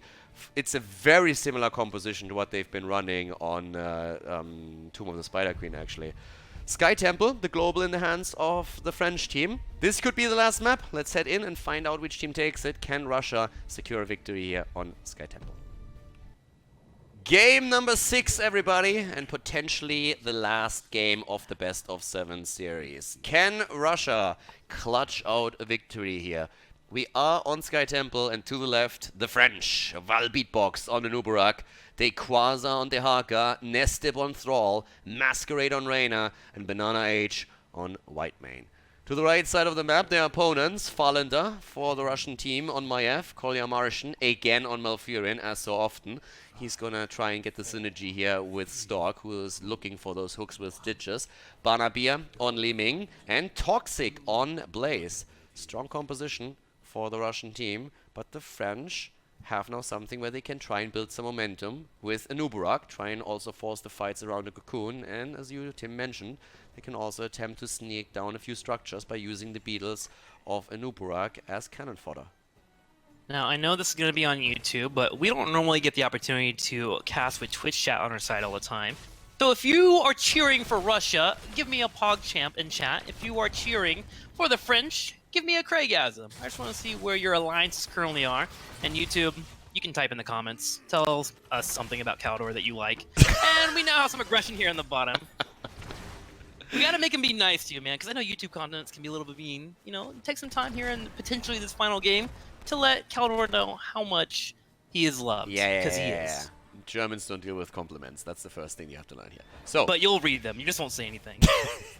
Vision taken at the top by Blaze. So we have that little battle between Blaze and De Haka on the solo lane. De Haka should eventually rotate down to the bottom of the map, since the first two temples are going to spawn top side and bottom. And that's exactly what he does. Into the fight. Val Beatbox trying to get the kill, but he himself is low. Gets the shield though and survives. Anubarak is alive, and they kill Li Ming and they steal the camp away. What the hell? I can't believe he pulled that off. The first thing that was really important is that Raynor in particular hunted down that Li Ming. You want to make sure if your Nubarak is going in that you are committed to a team fight and resets are not happening. So Raynor, the moment he saw Li Ming setting up for a combo, he jumped forward and took her out of the fight. And then somehow, Whitemane, who is pretty darn good at single DPS healing on one target, was able to keep a Nubarak alive, and they pull away with a giant play. That was huge for them and absolutely needed. Had they lost that giant camp and had a couple resets happening, we could have been in a spot where the red team would have taken a major lead. And now we are playing aggressively here in game number 6. This is actually honestly insane, because like Anubarak was pretty much, he was dead. Like, he had no hit points left. Yeah, exactly. And then for some reason, it really felt like they let him go for just a moment. And that half second that was needed after the Whitemane heals also came through was just enough to get the cooldown ready again for them to get the shield in with the Carapace. Now we're having another attack up at the top, but De Quasar survives through all of it. Gets the right burrow, jet propulsion, and even the tether are not enough to seriously threaten De Haka here. And we have that lead for the French team right now as the two temples activate. But heavy pressure at the top lane structures. Banana H already low, jet propulsion hitting 2, and they're trying to get the turrets here. Yep, going for that night camp play. Typically you want to grab that turret wall. If you get some damage on the... It's all nice for you, but you got Beatbox coming in for a flank. Drops down that impale, and we should have one turret going down, but potentially not the second, as Raynor and crew are starting to clear that on up, but the temples are up and ready for the taking. Thrall already in the middle lane, working on grabbing that, while the Haka's in the bottom, ready to global on in at any point. And of course, the more structures you take down manually without using the objective, the better for you in the long run, since those temples will then be able to attack the keeps and eventually the core. So with them taking down the gate and the turret to the top side, this is going to heavily pressure top lane and might even result in an early fort being taken down. Still a bit of a takeover attempt in the mid lane with De Haka not burrowing in. All of a sudden we're looking at two temples that are controlled by the Russian team. Yeah, splitting the damage pretty evenly, actually, between both these temples. Dahaka, as you mentioned, working on that bottom lane. Dahaka great on double soaking on this map. You don't even need that speed essence at level 1 instead. You can just go ahead and rotate between them because of how close the lanes are. And if any point Nubrak gets in trouble, he can come on in. So you're going to have eventually people trying to deal with the Dahaka. You actually see that here in the middle between Li Ming and Stitches. Just making sure he doesn't get too much value, but that leaves open that top temple, which we already see the French team attempting to grab. The slow with the oil spill, jet propulsion hits white main, Stalk is there, starts to go into the fight, and we have a Nubarak also diving in deep. They try to go in, Stitches with the track connected, and there comes the stun from a Nubarak. They get the kill, Stitches is down, but everyone else is so low. Nesbit gets away. Can they get the Haka? The French team is playing on point, and he even turns around and gets the drag. It's going to be on Farlinder. He can vault away here, and he's going to be able to teleport at the same time, but that was close. Li Ming has had multiple times in this game where she has been so close to that reset, but Whitemane is doing a really good job of just barely denying it. The French are clutching it. Every single fight that we see. It's honestly crazy. It seems like they are going to lose 2-3 heroes, and then instead it's a turnaround. They focus on the target, they drop it, in this case Stitches, and then there's never ever that reset that Li Ming needs to just continuously push it back. And it's largely, as you said, because of Whitemane. She does so much trouble here for them, especially also with the intercession coming in, obviously, on level 7 now, whenever those quick CCs are coming out from Maiev, from Malfurion or Stitches.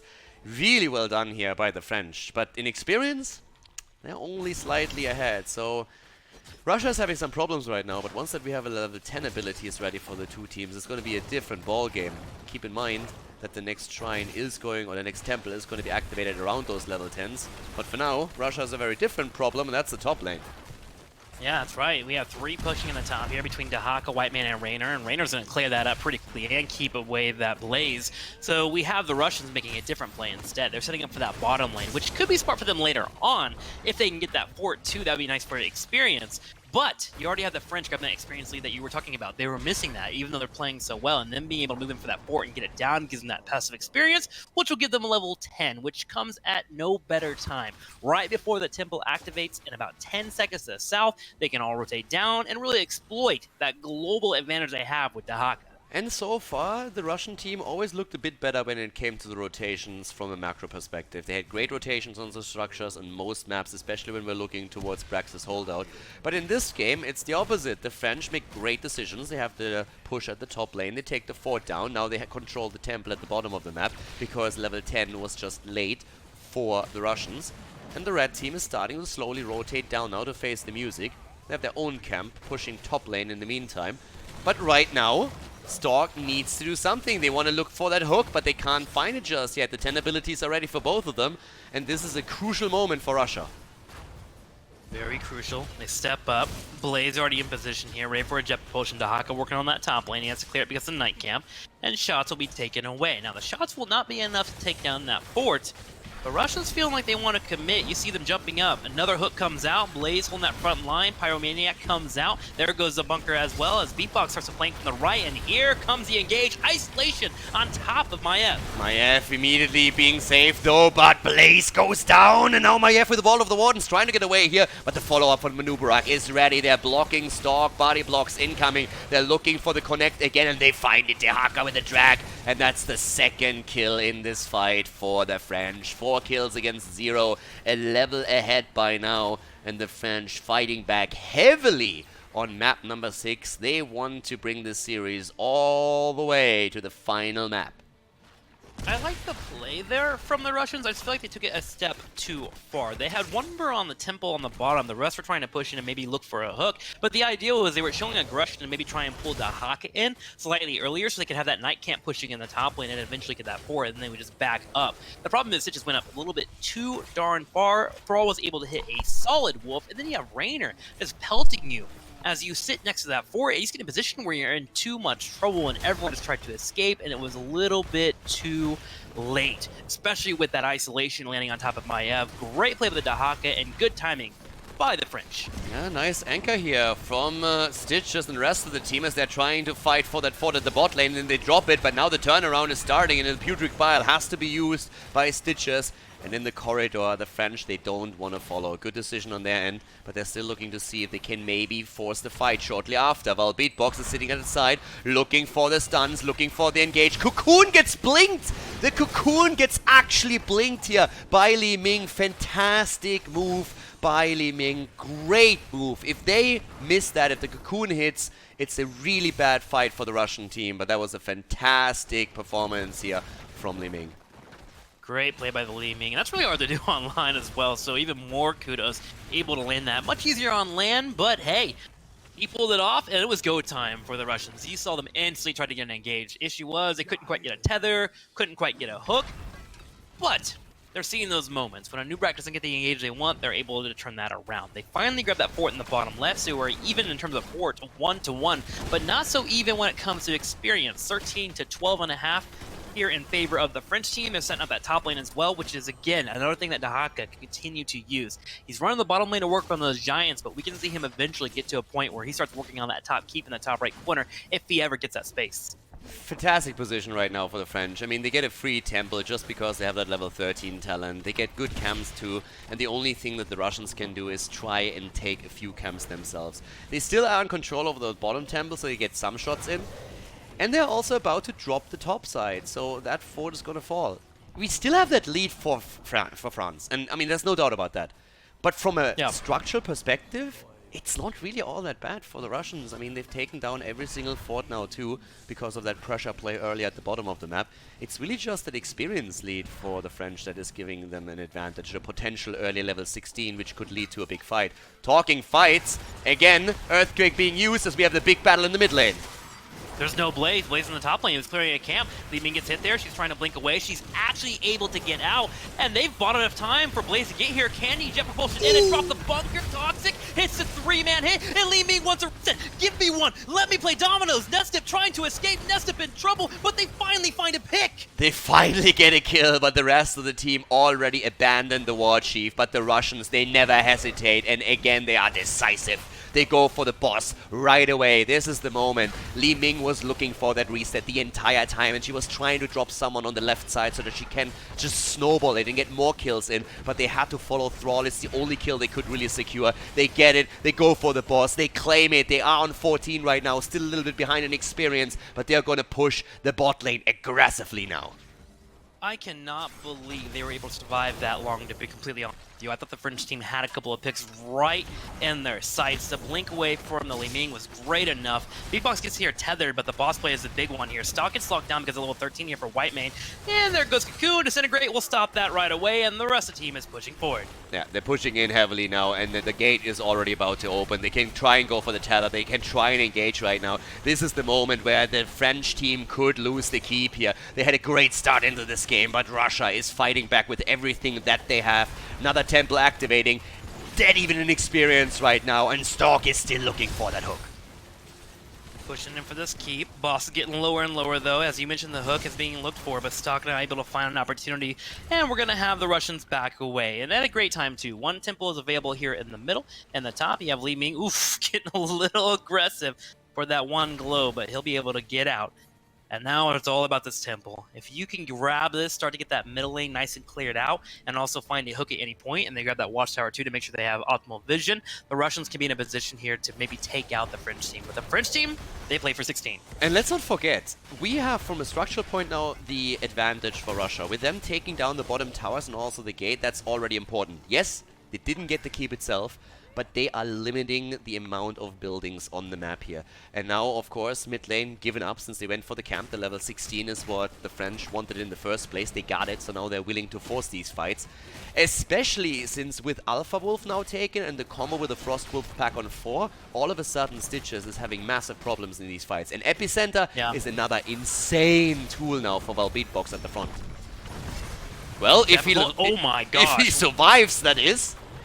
They used to have a bug. Nest up in trouble, gets locked down. There's a tether, and that's going to be a potential second pick. Maybe a third two as the hook connects. Stock finds it, and that's going to be 3. And here's the issue, is there is actually a big push happening in the top lane, which means Raynor has to go to defend that. So Dahaka will run to the bottom and try to create some space, but the temple is free here for the Russians. Yeah, they're already moving towards the top. Or where are they going with this? They're looking at the middle right now. The temple has already been taken. Blaze is on his way to the bot lane.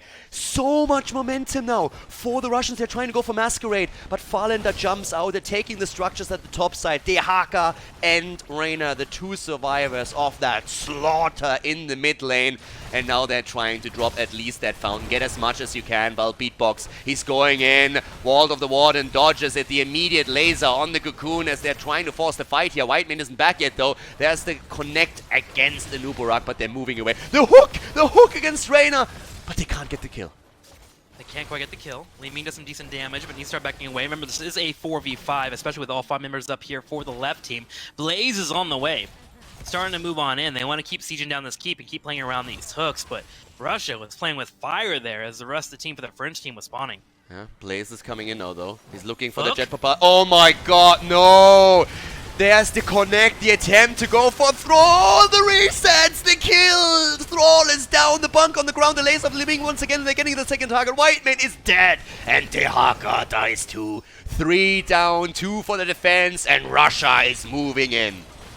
Russia looking for a title here, and they might just have it. You have a Nubrak doing his best here to slow down the push. Raynor in a position where he's trying not to get caught out by a Jet Propulsion or Maiev. Here comes Maiev. She goes in, goes for the Warden's Cage, doesn't quite get the tether, but Toxic will find the Nubrak on the right side, and the bug will be squashed as well as he finally gets hit. Raynor trying to find his own pick at the same time, but Russia, they are pushing. They're going for the core. Another hook comes out. There goes another pop as well as Raynor will fall. Thrall will be here in 10 seconds, but Russia, they want the victory, Khaldor. They're going for it already, and this might just be it. Russia 3-2, the lead in the series. They're going for win number 4, and they will decide the Nations Cup in their favor. Russia with a turnaround on Sky Temple, and even with Maiev and Li Ming falling, they finish the job. A 4-2 victory in the best of 7 for Russia, the Nations Cup champion.